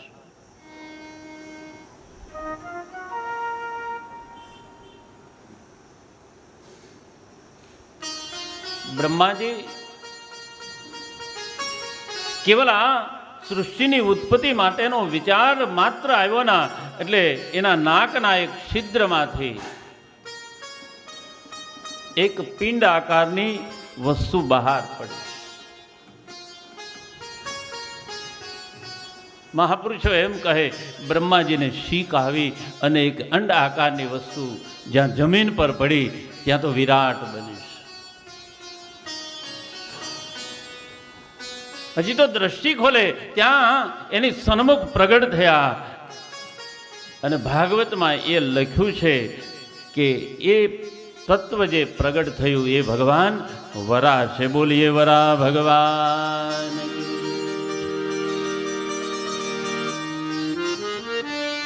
સૃષ્ટિનું નિર્માણ કરવું પૃથ્વી પાતાળમાં છે.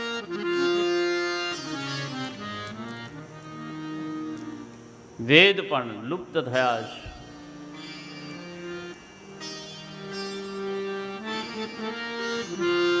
સર્જન કરવાનું કાર્ય બ્રહ્માજીને સોંપ્યું છે.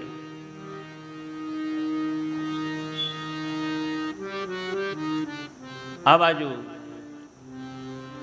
પરમાત્મા શ્રી હરિના બે દ્વારપાળો છે, જય અને વિજય.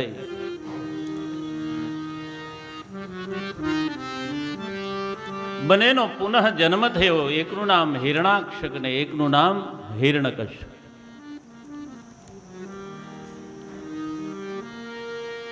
હિરણાક્ષનો આ પૃથ્વી ઉપર ભાર વધ્યો એટલે ભગવાન વરાહ રૂપી પ્રગટ થયા અને હિરણાક્ષનો વધ કર્યો છે.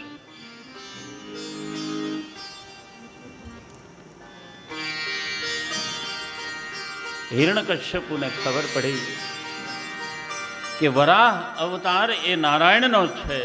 એને મારા ભાઈની સાથે દગો કરી યુદ્ધ કરી યુદ્ધમાં એને પરાજિત કર્યો. એટલે હિરણ્યકશ્યપુ નારાયણની સાથે વેર બાંધે.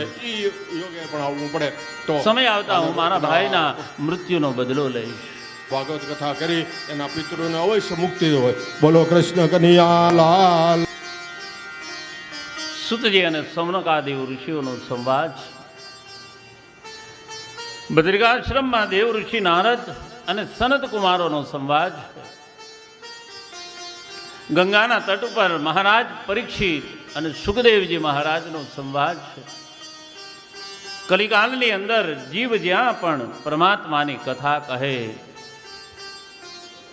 ત્યાં જીવ એનો પણ એક જ સવાલ છે.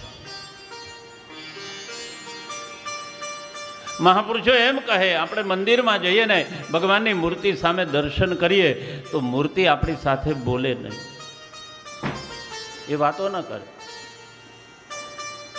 ત્યારે એમ કહે, ભાગવત રૂપી ગ્રંથ જે વ્યાસપીઠ પર વંચાતો હોય એ તો બોલતી ચાલતી ભગવાનની મૂર્તિ છે. મનની અંદર રહેલી અનેક શંકાઓનું સમાધાન આ ગ્રંથમાંથી મળે. માનવ દેહ ધારણ કર્યો, ઘણા પ્રકારની જે ગાંઠો છે એ ગાંઠો છૂટે છે.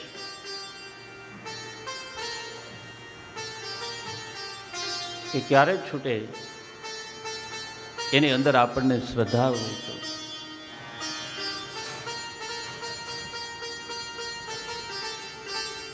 ભગવાને વરાહ અવતાર લઈ હિરણ્યકશ્યપુનો વધ કર્યો. એ પછી દિતિ એમના લગ્ન મહારાજ કશ્યપ સાથે થયા. પરમાત્માને આ જીવ સૃષ્ટિનું નિર્માણ કરવા માટે એનું પ્રયોજન છે.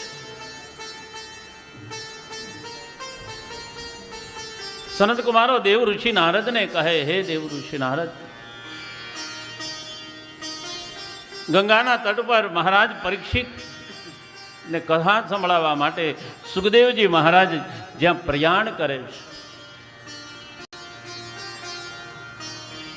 એટલે પરીક્ષિત પહેલો પ્રશ્ન કરે છે, મહારાજ, જે મનુષ્યનું આવે તો મૃત્યુના એ કાળમાંથી માણસે બચવા માટે શું કરવું છે? અમર થવાની વાત નથી કીધી, પોતાના મૃત્યુને સુધારવાની વાત કીધી. મૃત્યુને સુધારવા માટે શું કરવું? સુખદેવજી મહારાજ કહે, રાજન, તમારો પ્રશ્ન છે ને એ સુંદર છે. એક તો ભાગવતના શ્લોક સાંભળ્યા એટલે ભાગવત કહેવાનો એને ઈચ્છા થઈ અને પરીક્ષિત જેવો શ્રોતા મળ્યો એટલે સાથે શ્રીમદ ભાગવતનું વૃતાંત થઈ રહ્યું છે.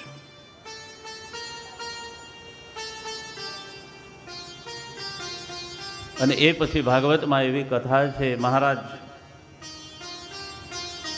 મનુએ પોતાની પુત્રી દેવહૂતિને કંદર્પ ઋષિની સાથે પરણાવ્યા છે. સમય જતા સંધ્યાનો સમય છે.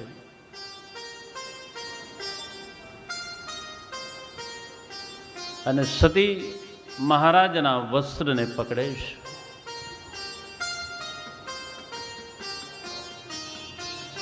ઋષિ ના પાડે છે, દેવી સંધ્યાનો સમય છે.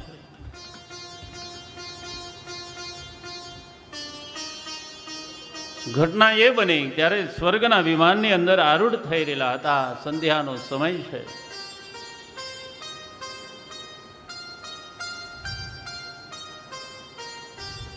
નિર્લજ્જા સ્વભાવે સતી આજ્ઞા કરી. કદર્પ ઋષિ ના પાડે સદાય પણ જે ભોગમાં ડૂબેલો જીવ હોય એની વ્યથા તો આવી જ હોય.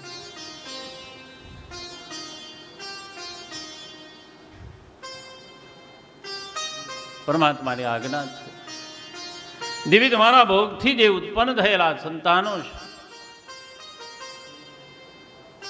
એ રાક્ષસ બનશે. શ્રી હરિને પ્રાર્થના કરી કે હે પ્રભુ, મારાથી અપરાધ થયો પણ તમે એની રક્ષા કરજો. તમે અવતાર ધારણ કરી એને ગતિ આપજો, એને મોક્ષ આપજો.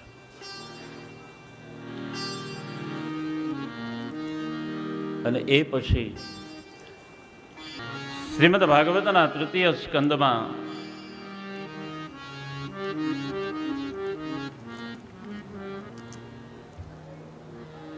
માતા પરમાત્માને પ્રાર્થના કરે, હે પ્રભુ, એક જન્મ નહીં જન્મ જન્માંતર સુધી તમારી તપસ્યા કરી. પ્રભુ, આપ મારે દ્વારે પુત્ર બનીને આવો. આવી જ્યાં ભગવાન નારાયણને પ્રાર્થના કરી એટલે માતાને ત્યાં ભગવાન શ્રી હરિ સ્વયં આપવા માટેનું વચન આપે છે.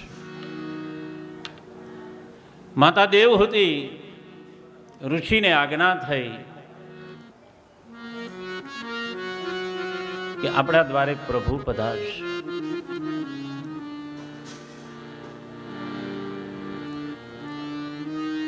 ઘણા સમય સુધી પરમાત્માનું ભજન કર્યું. મહારાજ કંદર્પ અને માતા દીતીને ત્યાં ભગવાન નારાયણ સ્વયં પ્રગટ થાય છે, જેને આપણે ભાગવતની અંદર નામ આપ્યું છે ભગવાન કપિલ. બોલીએ કપિલ ભગવાન કી. પરમાત્માનું પ્રાગટ્ય થયું. ભગવાનને માતા પ્રશ્ન કરે છે કે હે પ્રભુ, હે નારાયણ,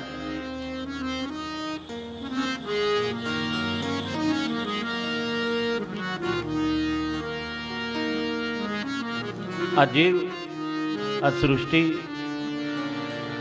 એનો નિયંતા, એનું નિર્માણ, એ બધાના અલગ અલગ ભિન્ન સ્વરૂપમાંથી વિમુખ થઈ અને જીવ આપણા શરણ સુધી ક્યારે આવે છે? ત્યારે ભગવાન કપિલે માતાને શંખ શાસ્ત્રનો બોધ આપ્યો છે. આપણે ત્યાં એવું કહેવાય, દીકરો માતાને જ્ઞાન ના આપી શકે, એને બોધ ના આપી શકે.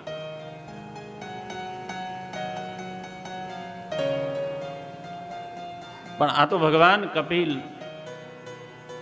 અને માતાએ જ્યારે પ્રશ્ન કર્યો ત્યારે પરમાત્મા એને જ્ઞાન આપે છે. અને માતા દેવહૂતિની સ્તુતિ સાંભળી અને ભગવાન કપિલ વનગમન તરફ પ્રયાણ કરે છે. ગંગાના તટ પર આવે, સમાધિ સ્થિત અવસ્થા લાગે છે. હરિદ્વારના ક્ષેત્રમાં પણ જે જગ્યા પર આસન પાથરીને મહારાજ કપિલ ધ્યાન ધરે, ધ્યાનમાં થોડો વિક્ષેપ થાય છે. કપિલ ભગવાન ઊભા થઈ અને જે જગ્યા છોડે છે એટલે માં ગંગા પ્રગટ થયા છે. ગંગાજી કહે, પ્રભુ, તમે મારા નિવાસ પર આવ્યા, મારી જગ્યા પર આવ્યા, મારા સ્થાને આવ્યા. પ્રભુ, અમે એવું ઈચ્છે કે આપ અહીંયા તપ કરો, ધ્યાન ધરો. ભગવાન કપિલ કહે, દેવી, મને તો એવી જગ્યા જોઈએ જે જગ્યા પર મારી સમાધિ લાગે, એકદમ શાંત વાતાવરણ હોય. અહીંયા તો તમારા વહેણનો અવાજ આવે છે.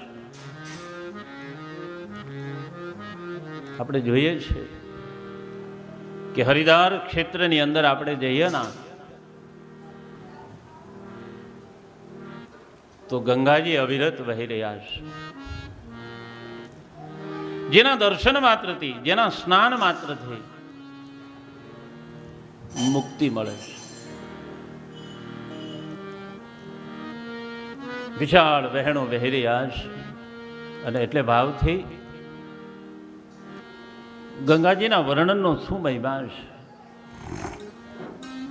જ્યારે ભગવાન રામ વૈદેહી અને લખન ગંગા તટ પર આવ્યા છે, નૌકા મંગાવી અને કિનારાને પાર જવા માટે જાય છે, તો ગંગાજી એટલા બધા આતુર બન્યા છે ભગવાનના દર્શન માટે. એટલે કવિએ સુંદર રચના લખી. શું કહે છે કે ધીરે ચલો હો મૈયા, ધીરે ચલો, ધીરે ચલો હો મૈયા, ધીરે ચલો.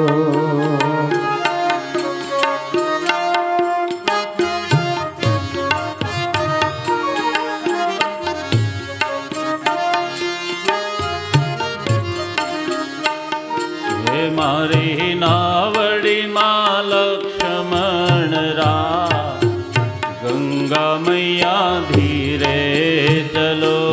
મારી નાવડી માં લક્ષ્મણજીને ગંગા મૈયા ધીરે ચલો.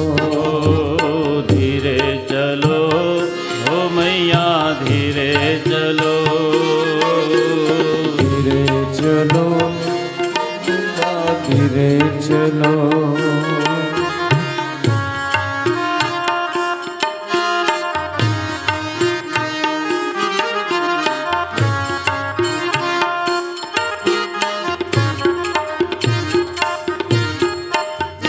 અયોધ્યાથી પ્રભુ રામ પધાર્યા, અયોધ્યાથી પ્રભુ રાર્યા, અયોધ્યાથી પ્રભુ રામ પધાર્યા, અયોધ્યાથી પ્રભુ રામ પધાર્યા. સાથે છે સીતામાં, ઓ ગંગા મૈયા ધીરે ચલો. સાથે સે સીતામાં, ગંગા મૈયા ધીરે ચલો. ધીરે ચલો ઓ મૈયા, ધીરે ચલો, ધીરે ચલો, ગંગા મૈયા ધીરે ચલો. હે મારી નાવડી માં લક્ષ્મણ રા, ગંગા મૈયા ધીરે ચલો. મારી નાવડી માં લક્ષ્મણજીને ગંગા મૈયા ધીરે ચલો. ધીરે ચલો ઓ મૈયા, ધીરે ચલો, ધીરે ચલો, ઓ મૈયા ધીરે ચલો. ગંગાજી કહે મહારાજ, તમે આવ્યા છો તો અમારા સ્થાન ઉપર બેસી સમાધિ લગાવો. કોઈ મહાપુરુષ આપણા આંગણે આવે, કોઈ આપણા વડીલ આવે, કોઈ આપણા સ્નેહીઓ આવે, તો આપણું આંગણું પવિત્ર થાય.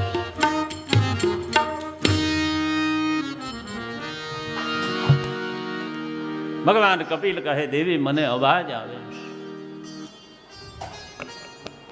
ગંગાજી કહે મહારાજ, મારો જ એક ઘાટ જેને ઋષિકેશ કહીએ છીએ,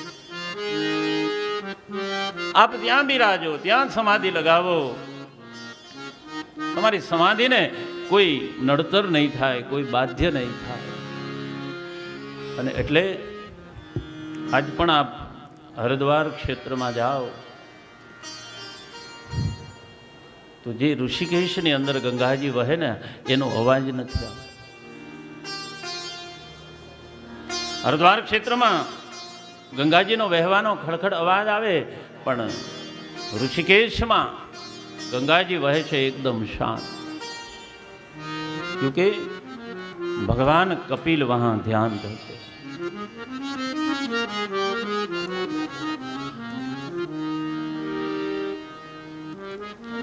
भगवान कपिल ने उपदेश थी માતા દેવહૂતિને મુક્તિ મળી છે અને એ પછી શ્રીમદ ભાગવતના તૃતીય સ્કંદને વિરામ આપી અને ચતુર્થ સ્કંદના સોપાન તરફ જઈએ. બોલીએ બાલકૃષ્ણ ભગવાન. ચતુર્થ સ્કંદમાં સુખદેવજી મહારાજ રાજા પરીક્ષિતને ભગવાન શિવ ચરિત્રની કથા કહે છે. જન્માધ્યયતિમૂઢ્યસ્ય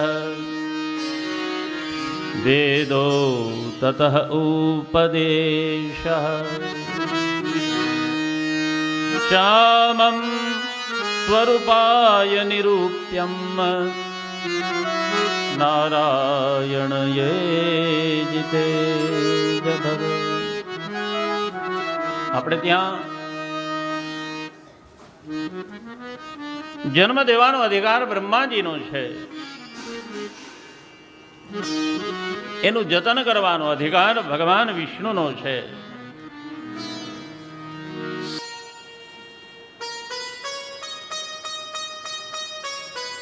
એને મુક્તિ આપવાનું કામ મહાદેવનું છે.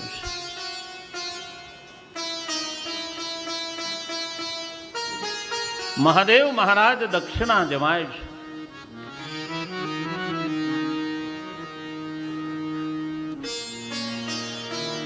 દક્ષને પ્રજાપતિની પદવી મળી.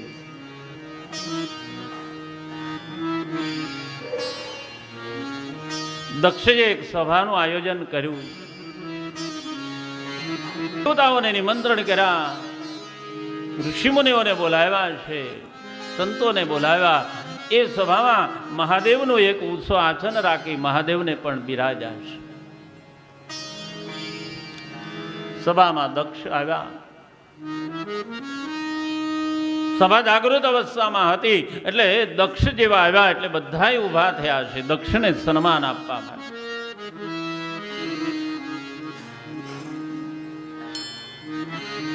શિવજી સમાધિમાં છે. દક્ષે નજર કરી બધાને જોયું, બધા ઉભેલા, પણ મહાદેવ એ દક્ષની સભામાં પણ આસન ઉપર રાખી બેઠા, પણ હું આવ્યો અને એ ઊભા નથી. વ્યવહારિક જીવનમાં પણ આપણે આવું બને. કોણ આવ્યા એની સામે આપણે દ્રષ્ટિ ન કરીએ, પણ કોણ નથી આવ્યા એની સામે પેલા જોઈએ.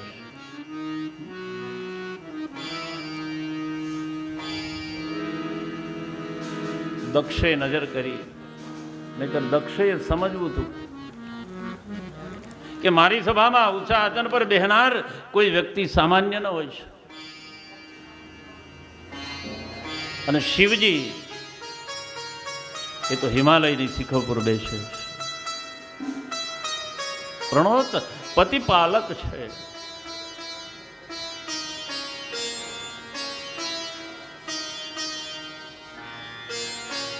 મહાદેવને કોઈ એક લોટો જળ ચડાવે,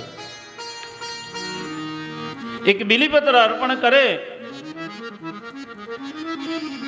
અરે કોઈ પ્રહર નહીં, કેવલ એક પ્રહર નહીં, પણ મહાદેવની પૂજા કરે, મહાદેવ એના ઉપર પ્રસન્ન થાય છે. ઓમ યાતે રુદ્ર સેવા. મહાદેવના અનેક નામ અને મહાપુરુષો એમ કહે, સંસારી જીવ જ્યારે તમને દુઃખ આપે ત્યારે એની પાસે કોઈ દિવસ આંસુ નહીં પાડતા, કારણ કે જીવનો તો સ્વભાવ છે બીજાને દુઃખ આપવા. અને આપણને સંતોષ ત્યારે જ થાય આપણે કોકને દુઃખી જોઈએ ત્યારે. દયાનસ્થનવા સંત મળ્યા ગરે સંતા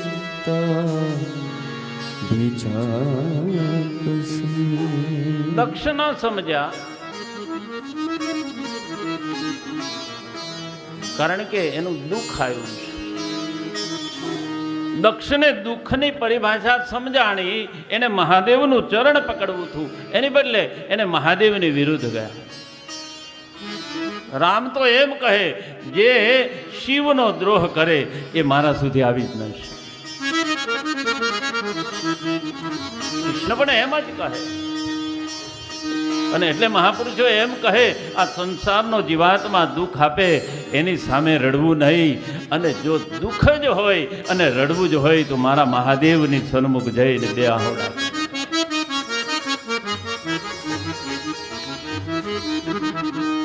કારણ કે નાનામાં નાની વસ્તુથી મહાદેવ રીજે છે.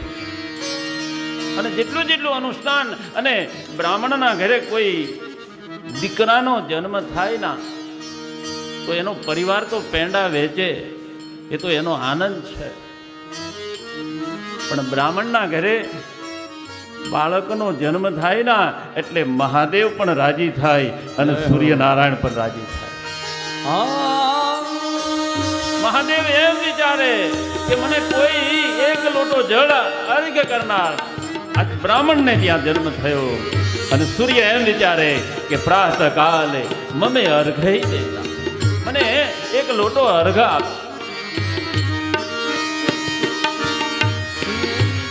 કેટલું મહાત્મ છે આપણા શાસ્ત્રનું, કેટલું મહાત્મ છે આપણા વેદનું. અને મહાપુરુષો તો એમ કહે ચારે ચાર વેદનો કોઈ નિચોડ હોય તો એ શ્રીમદ ભાગવત છે. ચારે ચાર વેદ આમાં મૂક્યા છે.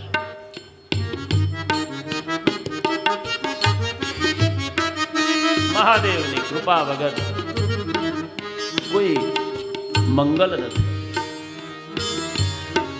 દક્ષને એમ થયું આનો બદલો તો હું લઈશ. પણ મહાપુરુષો એમ કહે દક્ષ છે ને એ આજે મહાદેવ નથી સમજતા. દક્ષ એમ કહે મહાદેવ પછી પેલા મારો જમાય છે.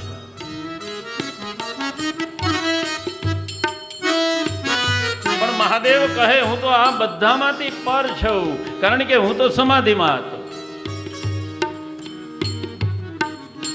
કોણ અહીંથી આવીને ગયું મહાદેવ કહે મને ખબર નથી. અને દક્ષને જો એવું જ લાગે ના કે મારા ઊભા થવાથી એને માન મળે તો મહાદેવ કહે મારે ઊભું થવામાં કોઈ નાનપ નથી.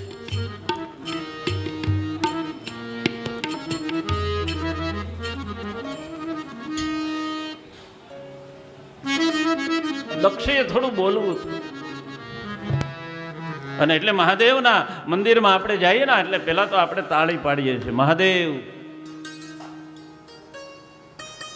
અને દક્ષના નિષેધ કર્યો ના પછી શિવપુરાણમાં એવી કથા છે ભગવાને દક્ષને મસ્તક આપ્યું છે.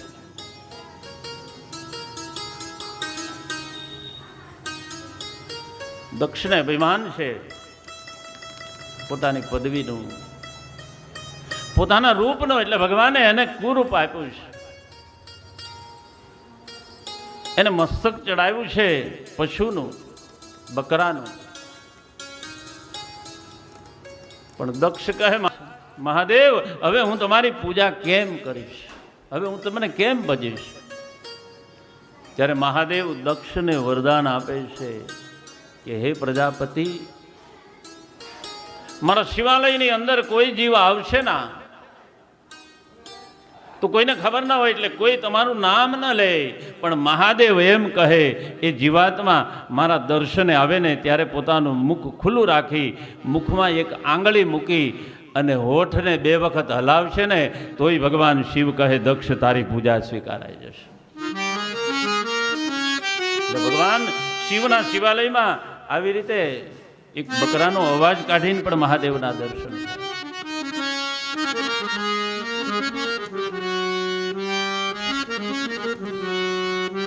સુખદેવજી મહારાજ રાજા પરીક્ષિતને શિવ ચરિત્રની કથા કહે પણ સમય કથા વિરામ તરફ જઈ રહ્યો છે. એટલે આવતીકાલે ધ્રુવ ચરિત્રની કથા અને મહારાજ ભગવાન નૃસિંહ પ્રાગટ્યની કથા આપણે કહીશું. એ પહેલાં કોઈ મહેમાનો આવ્યા હોય તો કોઈ સ્વાગતમાં બાકી રહી ગયા હોય તો એ કિરીટ કાકા જરાક જોઈ લેજો. આવો આપણે હરિનામનું સંકીર્તન કરી અને એક વાત, આ કથા અમારા પરિવારના સમસ્ત પિતૃઓ નિમિત્તે રાખી છે. એટલે એક નામ માત્રમાં નિમિત્ત હું બન્યો છું, પણ આપણે બધા જ આ કથાના સહભાગી છે. એટલે બધાએ ભોજન પ્રસાદ લઈ અને પછી જ આ કથાનું પૂર્ણ સાથે લઈને જવાનું છે. આવો ભાવથી હરિનામનું સંકીર્તન કરીશું કે હરે રામ રામ રામ સીતા રામ રામ રામ હરે રામ રામ રામ સીતા રામ રામ હરે રામ રામ રામ સીતા રામ રામ રામ હરે રામ રામ રામ સીતા રામ રામ રામ હરે રામ રામ રામ સીતા રામ રામ રામ હરે રામ રામ રામ સીતા રામ રામ રામ હરે રામ રામ રામ સીતા રામ રામ રામ હરે રામ રામ રામ સીતા રામ રામ રામ હરે રામ રામ રામ સીતા રામ રામ રામ હરે રામ રામ રામ સીતા રામ હરે રામ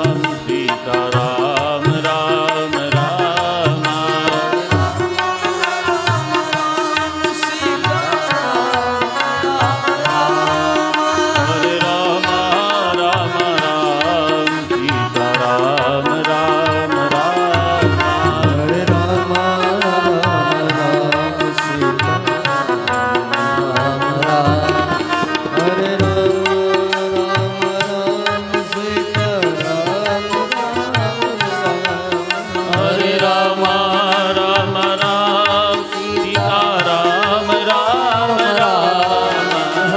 રામ રામ રામ સીતા રામ રામ હરે રામ રામ રામ સીતા રામ રામ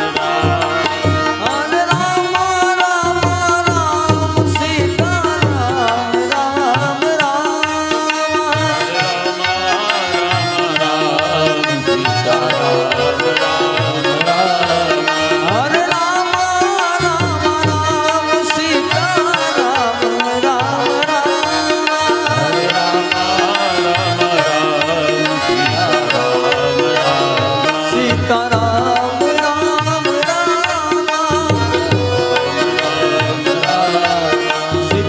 રામ રામ રામ હરે રામ રામ રામ સીતા રામ રામ રામ હરે રામ રામ રામ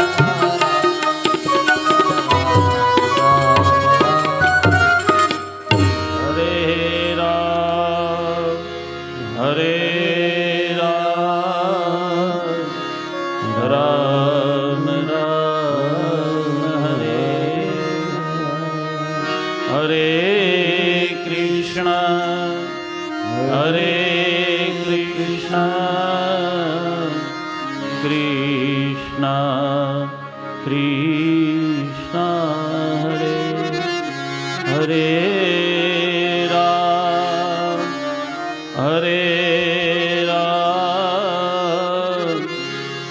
રામ રામ આજની કથાને અહીંયા વિરામ ભાવથી બોલીએ બાલકૃષ્ણ ભગવાન કી જય. ઓમ નમઃ પાર્વતી પતે હર હર મહાદેવ. આવતીકાલે કથામાં આપણે પાછા સમયસર આવી જઈશું. અત્યારે બધા જ કથા વિરામ પછી ભોજન અને બપોરના કેટલા વાગ્યા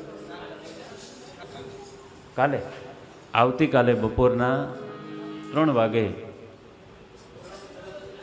હે કથા પછી ચાલુ કથામાં જ રાખીએ.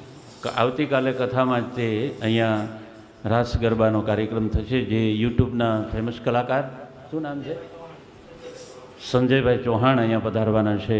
એટલે આવતીકાલે એમાં પણ આપણે ઉપસ્થિત રહીશું. કથાના માધ્યમથી અમારા જ્ઞાતિજનો તો પધાર્યા છે, સ્નેહીઓ પણ છે, સગાવાલા પણ છે.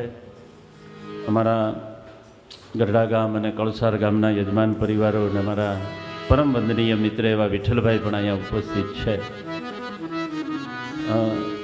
બધાય હજી પણ વિશેષ આપણે બધા જ ભાગવત કથાનો લાવો લઈએ અને આ દિવસે ભગવાન કૃષ્ણ